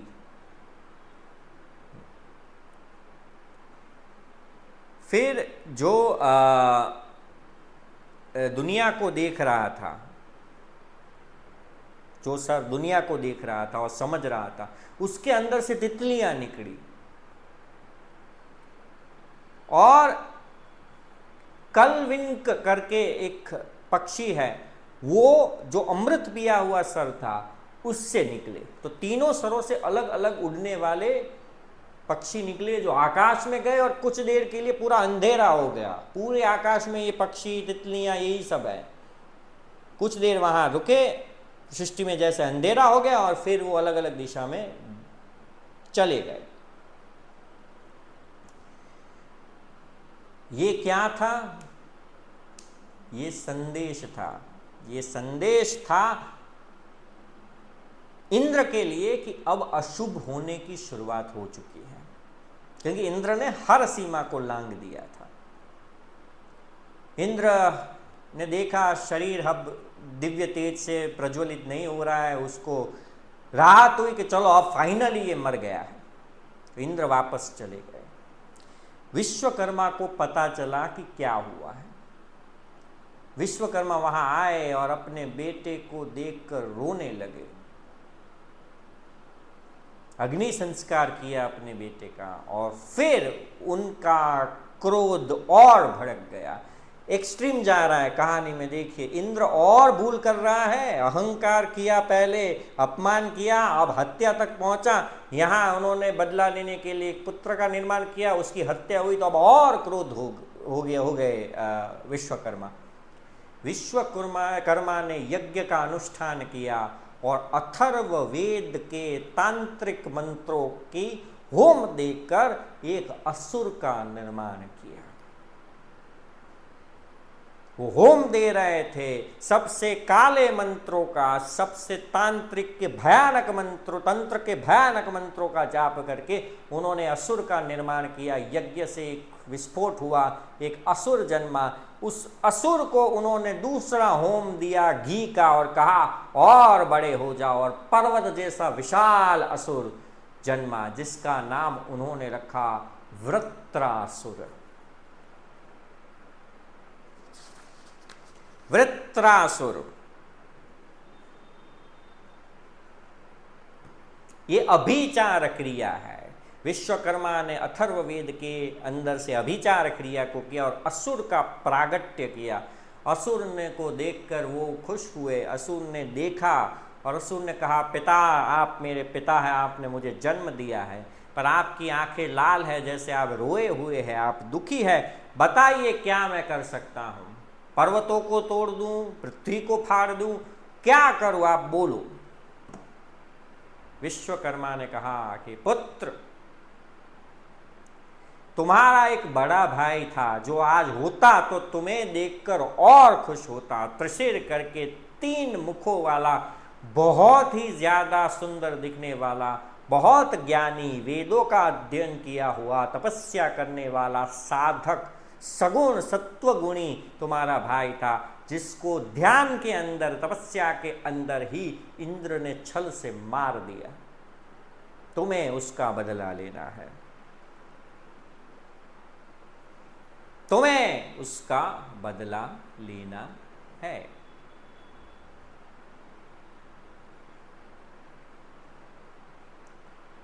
वृत्रासुर ने कहा, ठीक है, आप बोलिए कैसे।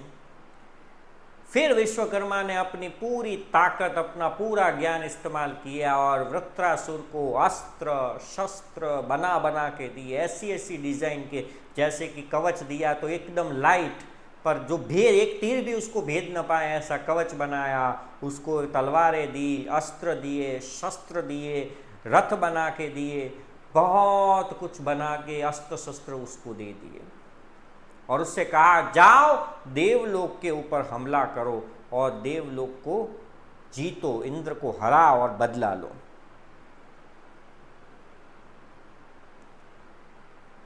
अब हुआ ये कि असुर इतना ताकतवर हुआ, अब कई सालों से असुरों का कोई लीडर तो था नहीं, तो पाताल लोक से जितने असुर थे वो सब बाहर आए और वृत्रासुर के साथ खड़े हो गए। तो वृत्रासुर की सेना भी बन गई। अब देवताओं के गुप्तचरों ने जाके इंद्र को कहा कि विश्वकर्मा ने अभिचार क्रिया करके मेरु पर्वत से भी बड़ा एक असुर बना दिया है, जो आपको मारने के लिए आ रहा है, आपसे बदला लेने के लिए आ रहा है। अब आप समझ जाइए। और पूरे दानव और असुर उसके साथ जुड़ चुके हैं और पूरी सेना आ गई है।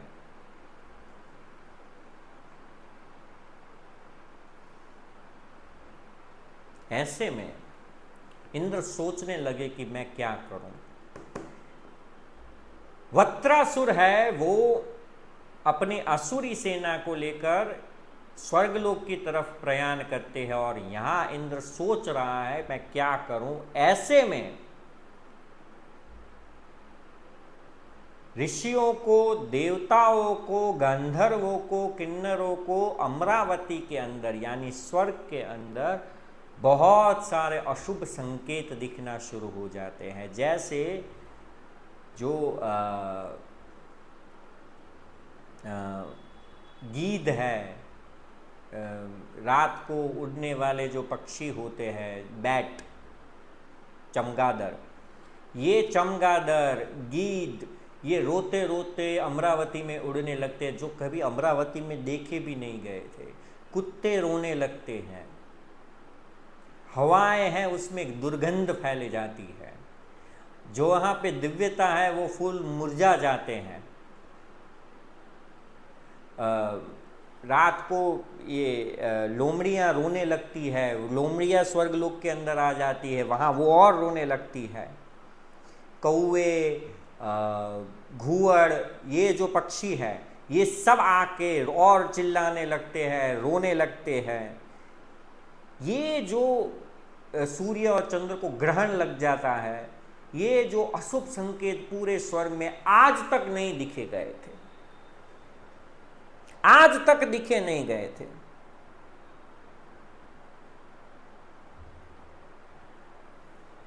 ये इतने अशुभ संकेत देखकर इंद्र भी डर गया। इंद्र सीधे दौड़ के गए अपने गुरु, देवों के गुरु बृहस्पति के पास। देव गुरु बृहस्पति को देखकर वो नमन करते हैं कि देव गुरु जी ये बताइए, ये इतने सारे अशुभ संकेत।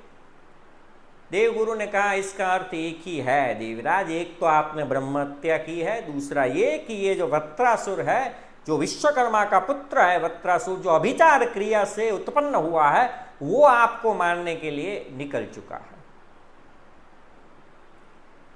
इंद्र ने कहा मैं उसे रोकूंगा। इंद्र ने अपनी पूरी देवताओं की सेना ली और स्वर्गलोक से नीचे आया।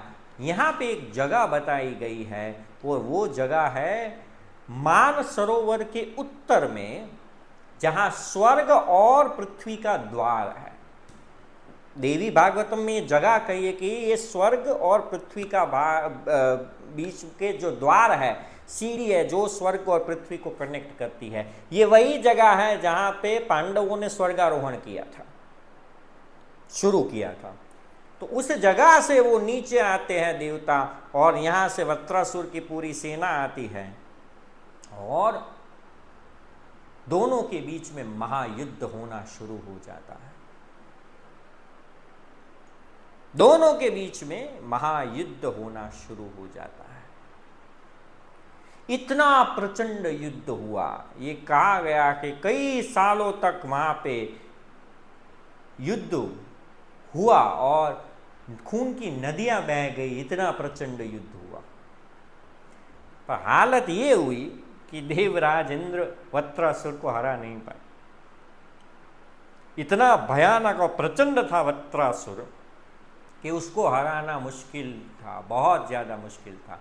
इसीलिए देवता सब वापस भागे और भागे स्वर्ग के अंदर, उस जगह से वापस चले गए।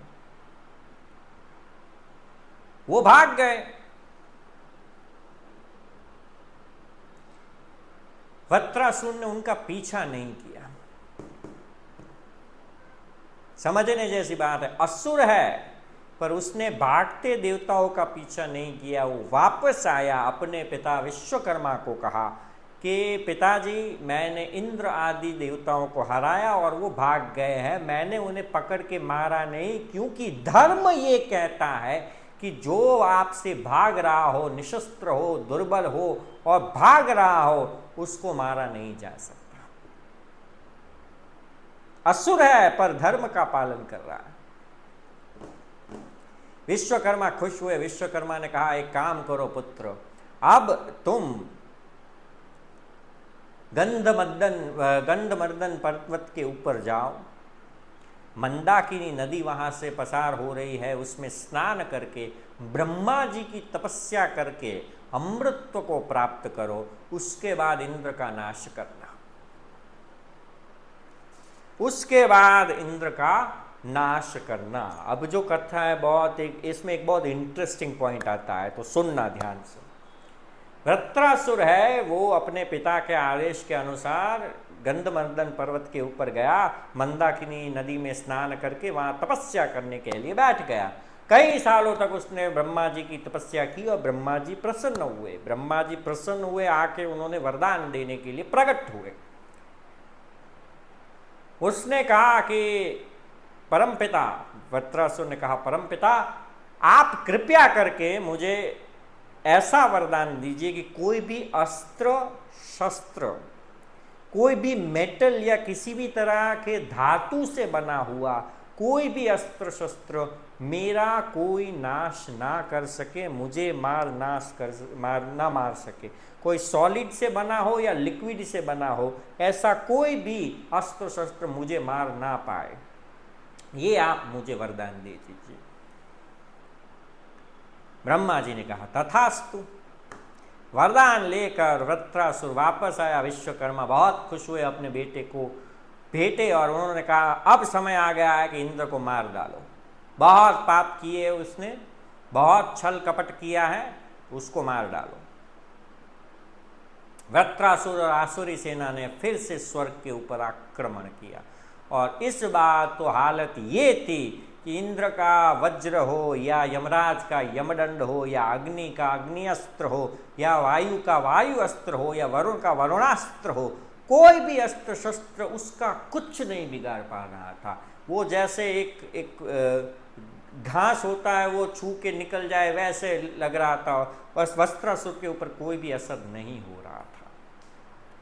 ऐसे में वृत्रासुर ने इंद्र को पकड़ा और अपने मुंह के अंदर डाल के निगल गया। इंद्र को निगल गया वृत्रासुर। ये देखकर देवताओं के अंदर हाहाकार मच गया।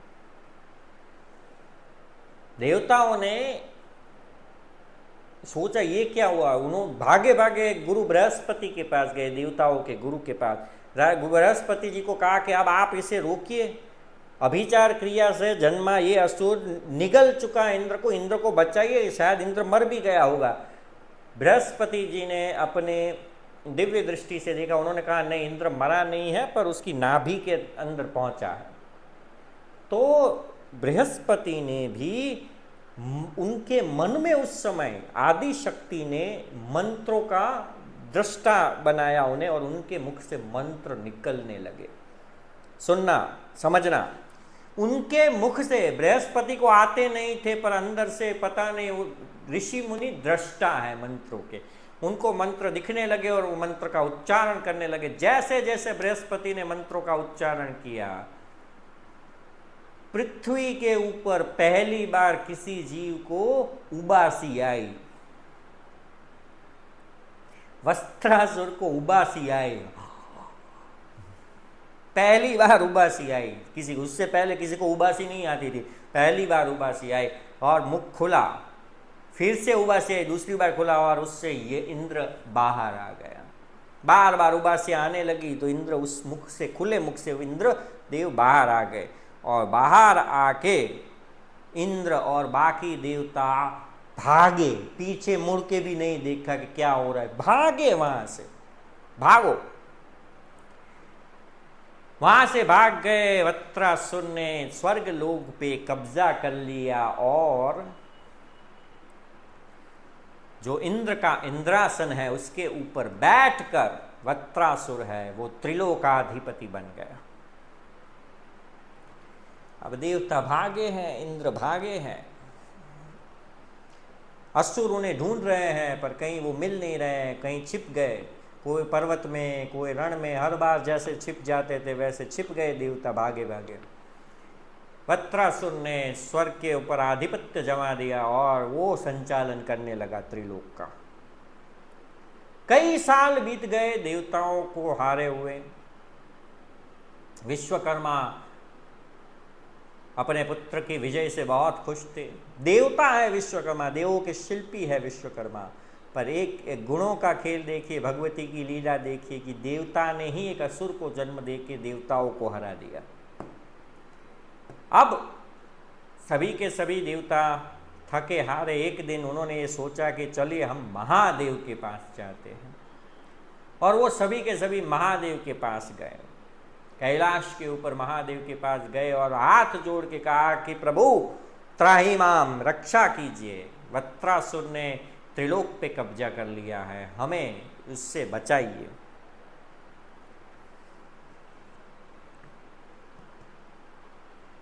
महादेव ने कहा एक काम करिए, चलिए ब्रह्मा जी का आह्वान करते हैं। और महादेव ने अपने विचार मात्र से ब्रह्मा जी को वहां उत्पन्न होने का आदेश दिया। ब्रह्मा जी प्रकट हुए और फिर दोनों ने मिलके देवताओं को कहा कि आप पुरुष सुक्त मंत्र का उच्चारण करके नारायण का आह्वान करो, भगवान नारायण ही तुम्हें इस स्थिति से बाहर निकाल सकते हैं।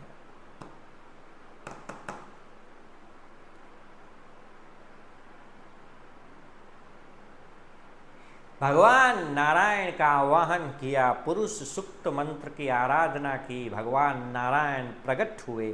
उन्होंने कहा देवताओं से कि बोलिए क्यों मेरा आवाहन किया है। मैंने कल भी कहा था कि देवताओं को पता है, देवी को पता है, फिर भी वो पूछेंगे कि क्यों बुलाया, जानने के लिए कि आप कितना जानते हैं। देवताओं ने कहा कि नारायण वत्रासुर ने, विश्वकर्मा के अभिचार से उत्पन्न इस असुर ने स्वर्गलोक पे कब्जा कर लिया है, कृपया हमें इससे छुड़ाए। यहाँ पे बहुत ही एक अलग स्थिति और उपाय नारायण देते हैं। नारायण ने कहा विश्वकर्मा ने देवता होकर अभिचार क्रिया का प्रयोग करके असुर को उत्पन्न किया, ये गलत है, इससे सृष्टि का संतुलन बिगड़ रहा है। तो अब आप एक काम कीजिए, आप ऋषि मुनियों को भेजिए और वत्रासुर से कहिए कि आप उसके साथ मित्रता और संधि करना चाहते हैं, आप उसके अधीन हो जाएंगे। वो जो शर्त बोले आप उस शर्त को मान लो, उसके अधीन हो जाओ, उसको विश्वास में लेके उसके निकट जाओ। भगवती आदि पराशक्ति से वरदान लो, उनकी आराधना करो, उनके वरदान लेने के बाद उसके मित्र बनो और समय आने पे एक ऐसे अस्त्र का निर्माण करो जो अस्त्र न मेटल से बना हो न लिक्विड से बना हो। मैं उस अस्त्र पे आरूढ़ होऊंगा, अगर देवी की शक्ति उसके साथ मिल गई तो हम वत्रासुर का नाश कर सकते हैं। पहली बार नारायण ने छल की बात की है, छल। पर इसीलिए देवता भी, त्रिदेव भी इससे बाध्य है, इसीलिए नारायण को भी अपने मनुष्य अवतारों में भुगतना पड़ा है। जब उन्होंने ऐसी चीज़ों को, जैसे महर्षि भृगु की पत्नी को उन्होंने सुदर्शन चक्र से उनका गला काटा था जब वो असुरों की रक्षा कर रही थी, ऐसे में महर्षि भृगु ने भी श्राप दिया कि आपने मुझे मेरी पत्नी से दूर किया, आप अपने हर अवतार में अपनी पत्नी से दूर होंगे। और यही हुआ, चाहे राम और सीता हो या राधा और कृष्ण हो, उनको वियोग तो सहना ही पड़ा है। तो नारायण भी इस कर्म के फल से बाध्य है और वो उससे मुक्त नहीं हो सकते, उनको भी कर्म चक्र को पूरा करना पड़ेगा। नारायण ने छल का रास्ता दिया। देवराज इंद्र ने सुमेरु पर्वत के ऊपर जाके देवताओं के साथ बैठकर भगवती आदि पराशक्ति की आवाहन करने के लिए तपस्या शुरू की। कई सालों तक उन्होंने तपस्या की और उनकी तपस्या से देवी भगवती प्रकट हुई और उन्होंने कहा कि बोलिए देवता, आप क्या चाहते हैं। इंद्र ने यहाँ पे चालाकी की। इंद्र ने कहा कि माँ, वृत्रासुर है, उससे तीनों लोकों में हाहाकार मचा हुआ है, वो हमारी जिंदगी उसने नरक से भी बदतर कर दी है, हमें आशीर्वाद दो कि हम उसे मार सके। और कुछ नहीं कहा कैसे, कुछ भी नहीं कहा, सिर्फ ये कहा कैसे मार सके, ये कुछ नहीं, मार सके, सिर्फ इतना वरदान दो कि हम उसे मार सके। मां ने कहा तथास्तु। अब इंद्र और सब खुश हो गए कि मां का आशीर्वाद मिल गया, भगवती आदि शक्ति। मैंने कहा था ना, आज शुरू में ही मैंने कहा कि आदि शक्ति की ये कथा जहां वो प्रकट नहीं हुई पर उनकी सूक्ष्म शक्ति पूरा संचालन कर रही है, ये वही कथा चल रही है, समझना। अब मां आदि शक्ति ने कह दिया तथास्तु। ऋषि मुनियों को इंद्र ने भेजा कि जाओ वृत्रासुर को कहो कि मैं उससे संधि करना चाहता हूँ। सभी ऋषि मुनि स्वर्ग लोक में अमरावती के दरबार में, जहाँ इंद्रासन के ऊपर वृत्रासुर बैठा हुआ था, वहाँ जाके उन्होंने कहा कि देवराज इंद्र आपसे संधि करना चाहते हैं, आप तो त्रिलोकाधिपति हो चुके हैं, अब ये दुश्मनी का क्या मतलब, आप जो शर्त रखेंगे इंद्र वो मानने के लिए तैयार है। वृत्रासुर ने कहा ठीक है, अगर इंद्र ये करने के लिए तैयार है तो इंद्र को कहो यहाँ आए और सभी ऋषि मुनियों के सामने ये वचन ले कि कभी भी वो कोई भी अस्त्र शस्त्र, सॉलिड या लिक्विड, कोई भी अस्त्र शस्त्र का उपयोग करके मेरे साथ छल करके मुझे मारेगा नहीं। अगर वो ये कह सकता है तो मैं उसके साथ संधि करने को तैयार हूं। नारायण ने कहा था जो शर्त हो मान लेना। इंद्र ने मान ली वो शर्त।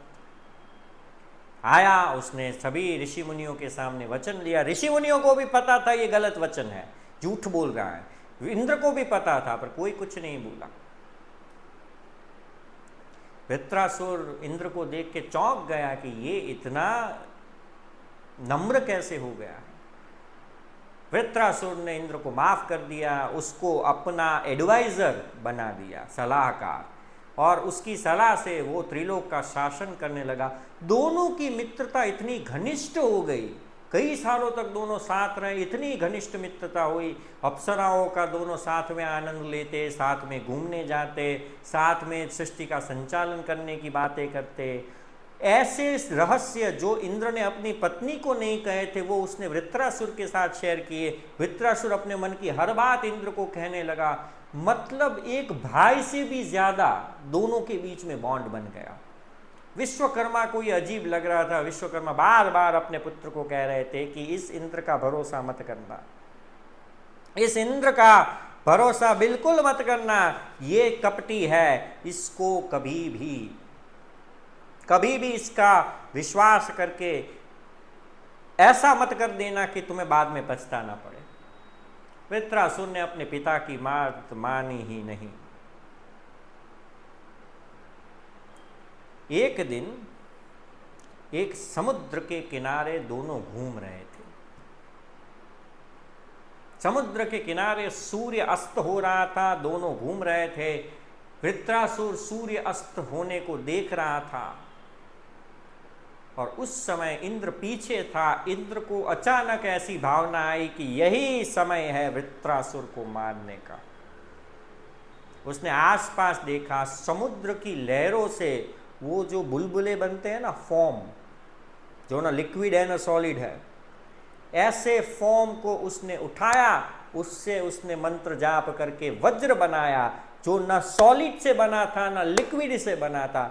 ऐसा फॉर्म का अस्त्र लिया, मन ही मन उसने नारायण का जाप किया, और जब नारायण का जाप किया भगवान नारायण उस अस्त्र में समा गए। आदि शक्ति का उसने आवाहन किया कि आपने वरदान दिया था कि मैं इसे मार पाऊं, तो समय आ गया है, आशीर्वाद दो। ये सब वो पीछे रह के कर रहा है। ऐसे में वृत्तासुर है वो घूमा, उसने देखा, वो कुछ समझ पाए उससे पहले इंद्र ने वज्र से वृत्रासुर को मार दिया।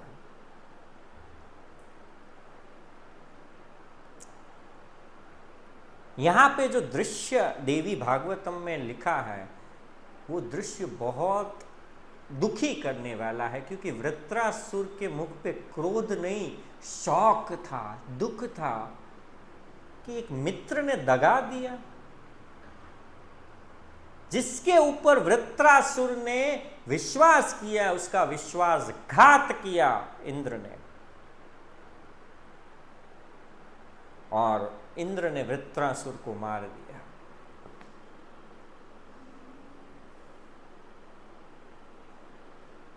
इंद्र वापस आके इंद्रासन के ऊपर बैठ गए, स्वर्ग को अपने अधीन कर लिया। विश्वकर्मा पहुंचते हैं अपने पुत्र की लाश के पास, शरीर के पास, मृतदेह के पास, खूब रोते हैं और अग्नि संस्कार करते हैं और श्राप देते हैं इंद्र को कि तुम कभी शांति से नहीं रह पाओगे। अब तुमने दो ब्रह्म हत्या की, असुर भले ही था पर है था वो ब्राह्मण का पुत्र, तुमने 2 ब्रह्म हत्याएं की है इंद्र, तुम कभी भी शांत नहीं हो पाओगे। और ऐसा वृत्र जो शांति से शासन करने वाला असुर था, उसके कारण देवता और असुरों में एक मित्रता हुई थी। असुर और देवता साथ में मिलकर सृष्टि को चला रहे थे। ऐसा समय न पहले आया था न कभी आएगा। ऐसे समय का निर्माण करने वाला वृत्रासुर को छल से इंद्र ने मारा था।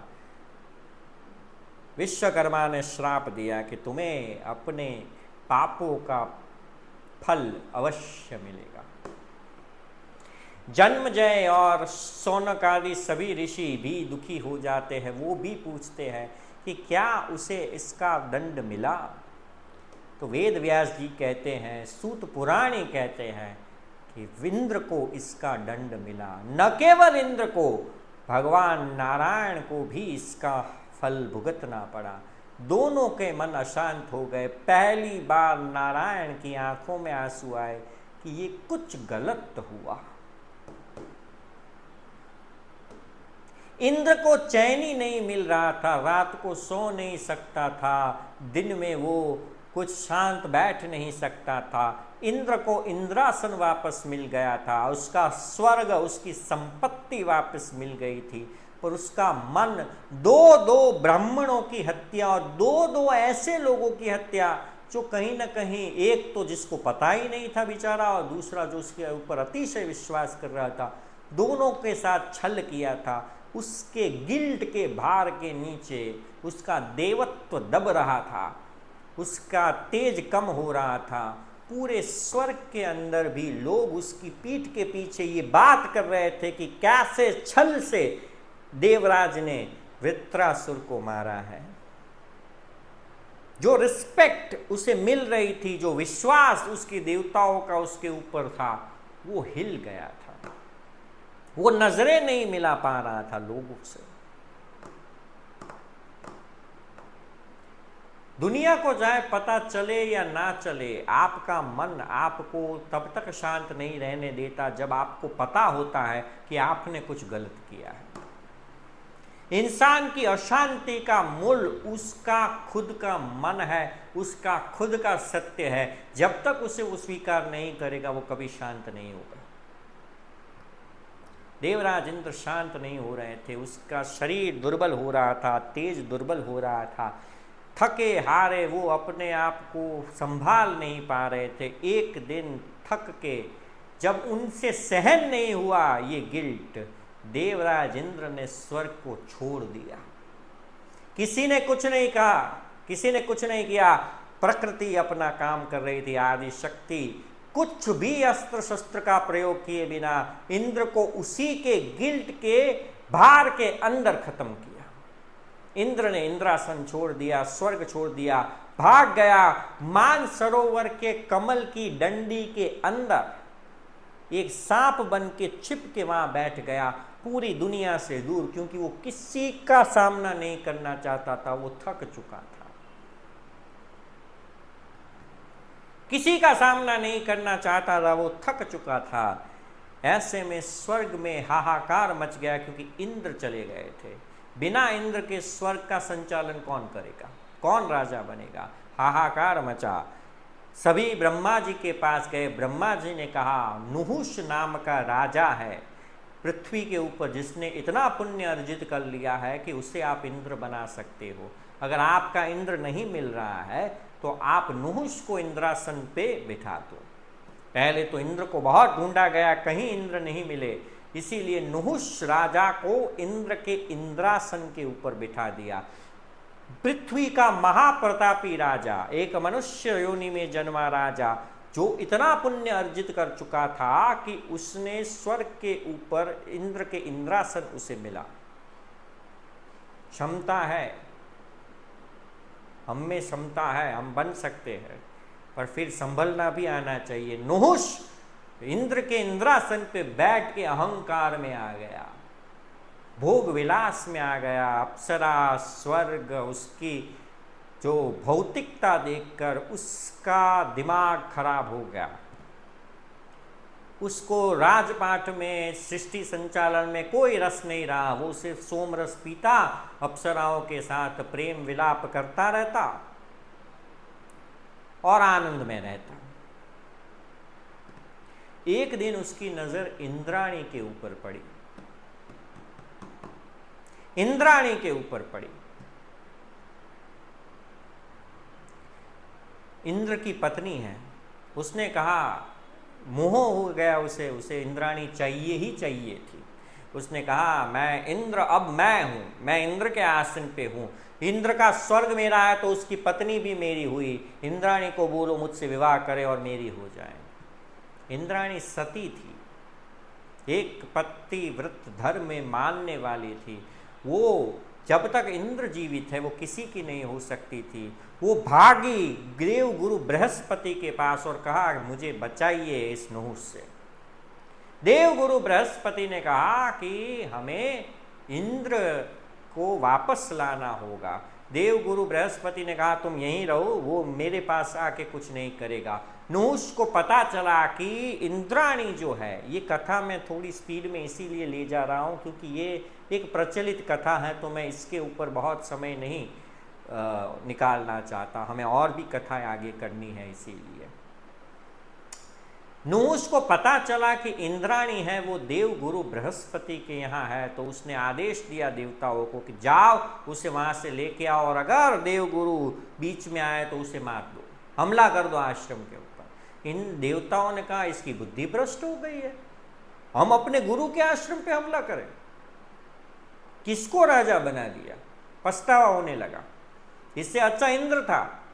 अब जो छल थी, मां ने ऐसा चक्र घुमाया कि इंद्र अपने पछतावा भी कर सके, अपना प्रायश्चित भी कर सके, और जो लोग इंद्र को गिल्टी मानते थे उसके छल के लिए, उसको भी रियलाइज हो कि हाँ उसने छल किया, पर उसका प्रायश्चित हो जाने के बाद वही राजा के रूप में श्रेष्ठ है, बाकी को नहीं ला सकते। देवताओं ने बृहस्पति को कहा कि ये सिचुएशन है। बृहस्पति ने कहा कि हमें भगवान नारायण के पास जाना चाहिए। सभी देवता बृहस्पति और इंद्राणी के साथ, सची जिसका नाम है, उनके साथ वैकुंठ गए, भगवान नारायण से मिले और पूरी की पूरी सिचुएशन बताई कि ऐसी स्थिति है। भगवान नारायण ने कहा, मान सरोवर के तालाब में एक कमल की डंडी के अंदर इंद्र छिपा हुआ है, वहां जाओ, उसको बोलो कि अश्वमेध यज्ञ करे, और अश्वमेध यज्ञ करके उसका जो ब्रह्म हत्या का पाप है वो छूट जाएगा। और इंद्राणी को कहा कि तुम भगवती आदि पराशक्ति की तपस्या शुरू करो, वही तुम्हारी रक्षा करेगी। पर इससे पहले तुम्हें एक काम करना होगा।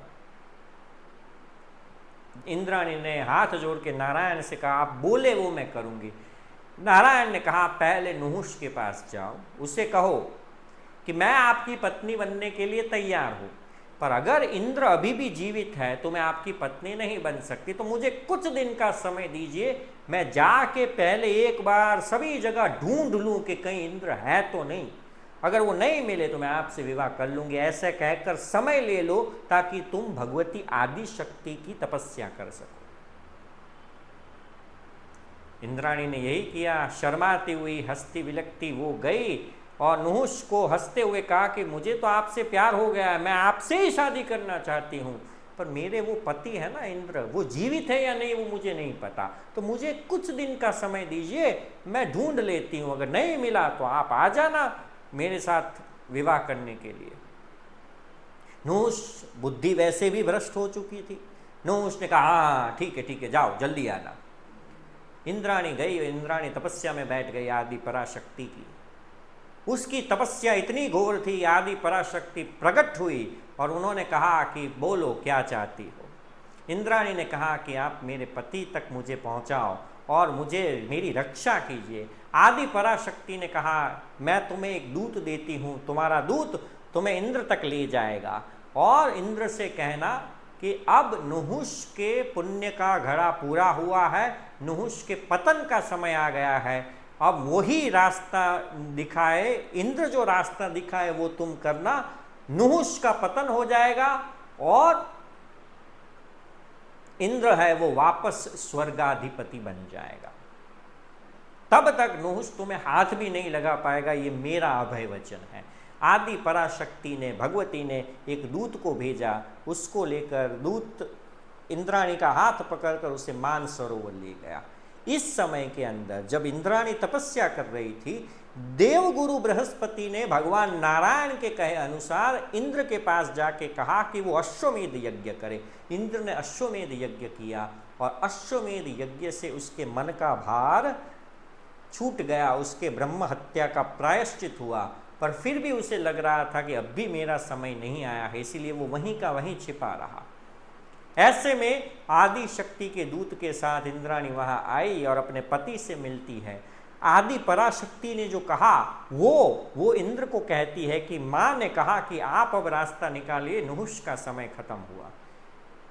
इंद्र ने कहा, एक काम करो, वापस जाओ, नहुष को कहो कि तुम उसके साथ विवाह करने के लिए तैयार हो, पर जैसा मैं कहूं वैसा तुम नहुष को कहना। नहुष को कहना कि इंद्र के पास ऐरावत था, विष्णु जी के पास गरुड़ है, ब्रह्मा जी हंस पे आरूढ़ है, भगवान शिव नंदी पे आरूढ़ है, तुम्हें भी कुछ ऐसे वाहन के ऊपर आना चाहिए जो तुम्हारी शोभा और तुम्हारे पद के गरिमा के बराबर हो। तो तुम एक पालकी जो सप्तऋषियों ने उठाई हो, सप्तऋषियों के कंधे के ऊपर पालकी रख के मेरे साथ विवाह करने आओ, तब मैं तुमसे विवाह करूंगी। इससे अगर उसने ऐसा किया तो उसका बचा कुचा पुण्य भी खत्म हो जाएगा। इंद्राणी ने यही कहा, जाके नहुष को कहा कि मैं आपसे विवाह करने के लिए तैयार हूं, पर मेरी एक इच्छा है कि ये आप करें। नहुष वैसे भी पागल था, उसने कहा हाँ मैं जरूर करूंगा। उसने सप्तऋषियों को कहा कि आप मुझे सहायता करें, मेरी पालकी उठा के ले जाए। पहले तो सप्तऋषियों को बहुत ही विचित्र लगा कि ये कह क्या रहा है, ये कह क्या रहा है।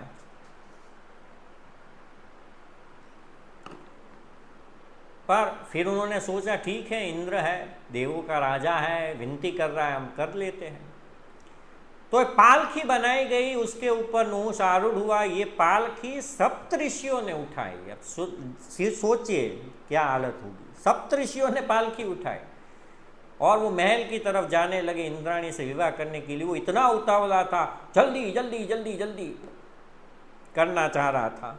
जल्दी जल्दी वो जिस भाषा में, देव भाषा के अंदर वो बोल रहा था, जल्दी का शब्द जो देव भाषा में है वो सर्प, सर्प सर्प सर्प सर्प। बोल रहा था, सर्प सर्प सर्प सर्प। इससे जो ऋषि मुनि थे वो समझ नहीं पा रहे थे क्या है। वो सर्प का दूसरा अर्थ नाग भी होता है, स्नेक। वो समझ नहीं पा रहे थे, तो वो अपनी गति से जा रहे थे। नहुष क्रोधित हुआ और वहां पे एक हंटर जैसा पड़ा था, चाबुक, उसने लिया और सप्तऋषियों को मारा। जल्दी चलो, सप्तऋषियों पे हाथ उठाया उसने। एक बार, दो बार, तीन बार अगस्त्य मुनि की पीठ पे 3 बार चाबुक पड़े, सबसे ज्यादा। अगस्त्य मुनि वैसे भी क्रोधित थे, और अगस्त्य मुनि जैसे वैसे तो ऋषि थे नहीं, जिन्होंने पूरे समुद्र को अपने पेट में समा लिया था, जिन्होंने विंध्याचल पर्वत के अभिमान को तोड़ दिया था। जब महादेव का विवाह हो रहा था, सभी लोग कैलाश में गए तो वो दूसरी साइड खड़े रहे ताकि पृथ्वी का संतुलन ना बिगड़े। ऐसे शक्तिशाली ऋषि को उसने 3 चाबुक मारे। सप्तऋषियों में सभी को लगे, पर अगस्त्य मुनि तो क्रोधित हो गए। अगस्त्य मुनि ने कहा, मूर्ख, तेरी बुद्धि भ्रष्ट हो चुकी है, तू क्या कर रहा है? पहले तो सप्तऋषियों से पालकी उठाई, अब हम पे तू ये वार कर रहा है। जा, सर्प बन के नीचे जाके गिर। नहुष को होश आया कि उसने ये क्या किया, पर देर हो गई थी, श्राप लग चुका था। उसने हाथ जोड़े कि कृपया मुझे माफ कीजिए। ऋषि ने कहा, देखो, माफ नहीं कर सकता, तुम राजा बनने योग्य नहीं हो, तुमने देवताओं के राजा के पद के लिए जो जरूरी था कुछ नहीं किया है। तुम्हारा पुण्य पूरा हुआ, तुम धरती पे सांप बन के ही गिरोगे, पर यक्ष के रूप में रहोगे। जिस दिन युधिष्ठिर जन्मेंगे कौरवों के, पांडवों के रूप में, और वो तुम्हारे तालाब के पास आएंगे और तुम्हारे प्रश्नों के जवाब देंगे, तब तुम्हारी मुक्ति होगी। ये प्रसंग महाभारत में जाके जुड़ता है। तो नहुष गिरा, और पता है जो वो तालाब के अंदर जब सभी पांडवों को प्यास लगी थी और वो पानी पीने गए, पर जवाब दिए बिना पानी पिया तो वो मारे गए। फिर युधिष्ठिर सब जवाब देते हैं और सबको जीवनदान मिलता है। वो और कोई नहीं, यही नहुष था जो स्वर्ग से गिरा था। नहुष गिर गया, इंद्र ने वापस स्वर्ग के ऊपर आधिपत्य स्थापित किया, इंद्र का राज्याभिषेक हुआ। तो ये पूरी कथा वृत्रासुर के वध की, कैसे विश्वकर्मा ने त्रिशूल को बनाया, वृत्रासुर को बनाया, कैसे उसने इंद्र को हराया, इंद्र ने कैसे छल के दोनों की हत्या की, ब्रह्म हत्या का पाप लगा, वो अपने पाप के बोझ के तले दब गया, स्वर्ग को छोड़ा, नहुष राजा बना, कैसे ब्रह्म हत्या के पाप से इंद्र मुक्त हुआ, और नहुष अपने पापों के कारण इंद्रासन से गिर के एक सांप बन के धरती पे आ गया। ये पूरी कथा आज हमने देवी भागवतम में की। एक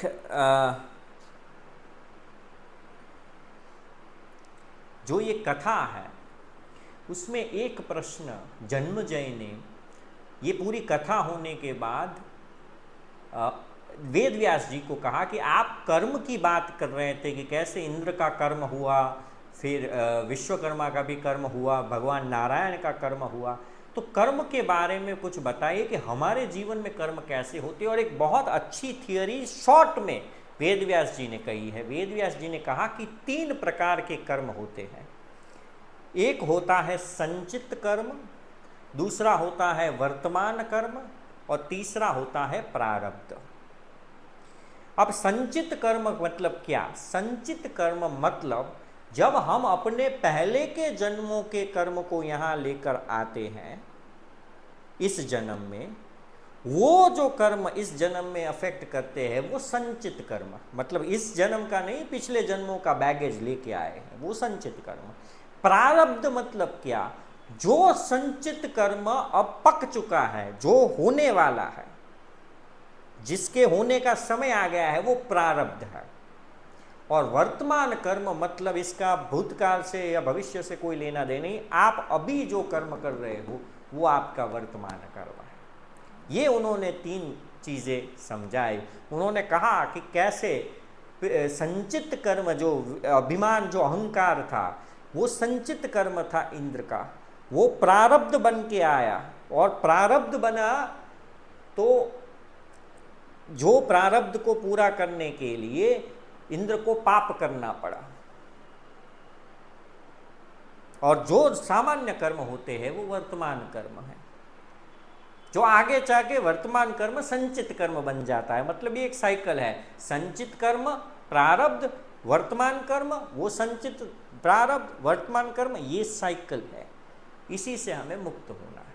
तो ये एक छोटी सी थियरी जो है वो कहीं ना कहीं उन्होंने समझाई है, और उन्होंने कहा कि इससे कोई भी मुक्त नहीं हो सकता है। ऐसे नर और नारायण के रूप में भगवान विष्णु को भी इसे भुगतना पड़ा था। और उसने बहुत एक अच्छा एग्जाम्पल वेद व्यास जी ने कहा कि नर नारायण के अवतार में भगवान नर के रूप में जब थे, उन्होंने बहुत सालों तक तपस्या की थी, पर वही नर के रूप में जब वो अर्जुन बन के जन्मे तो उनका जो पुण्य था वो कंटिन्यू नहीं हुआ था। वो तो सामान्य सबसे ज्यादा परेशान उस समय हुए थे। तो जरूरी नहीं है कि सब चीजें एक साथ आए। संचित कर्म उस तरीके से काम करता है जो आज तक कोई नहीं समझ पाया। ऐसा वेद व्यास जी देवी भागवतम में कहते, कोई नहीं समझ पाया। तो आज हम यहाँ तक रखते हैं। हमने पहले आज भगवती आदि शक्ति की आराधना कैसे करनी वो हमने सुना। मैं अभी भी कहता हूँ किसी अच्छे गुरु या साधक के नीचे ही साधना करो, मानसिक साधना करो, मन से माँ को याद करके अपने मन और शरीर को शुद्ध करके जाप करो। उसके बाद हमने वृत्रासुर की कथा सुनी कि कैसे गुण हम पे हावी होते हैं, तो हमसे जो कर्म करवाते हैं हम उस कर्मों के अधीन हैं, हम उस कर्मों में बंधे हुए हैं, और सिर्फ आदि शक्ति हमें इस कर्म के बंधन से मुक्त कर सकती है। तो वृत्रासुर की हमने कथा सुनी, नुहुष की कथा सुनी, आगे की कथा अब हम कल करेंगे। तो आज पूर्णाहुति कर लें। ओम अच्युतं केशवं श्रीरामनारायणं कृष्णदामोदरं वासुदेवं हरि श्रीधरं माधवं श्रीगोपिकावल्लभं श्रीजानकीनायकं रामचन्द्र भजे। ओम नमः पार्वती पते हर हर महादेव हर हरि ओम। ऐं ह्रीं क्लीं चामुण्डाय विच्चे ओं दुं दुर्गाय नमः। ओं तारादिव्ये नमः। ओं सर्वे भवन्तु सुखिनः, सर्वे सन्तु निरामयाः, सर्वे भद्राणि पश्यन्तु मा कश्चित् दुःखभाग् भवेत्। ओं पूर्णमदः पूर्णमिदं पूर्णात् पूर्णमुदच्यते पूर्णस्य पूर्णमादाय पूर्णमेवावशिष्यते। हरि ओं शान्तिः शान्तिः शान्तिः।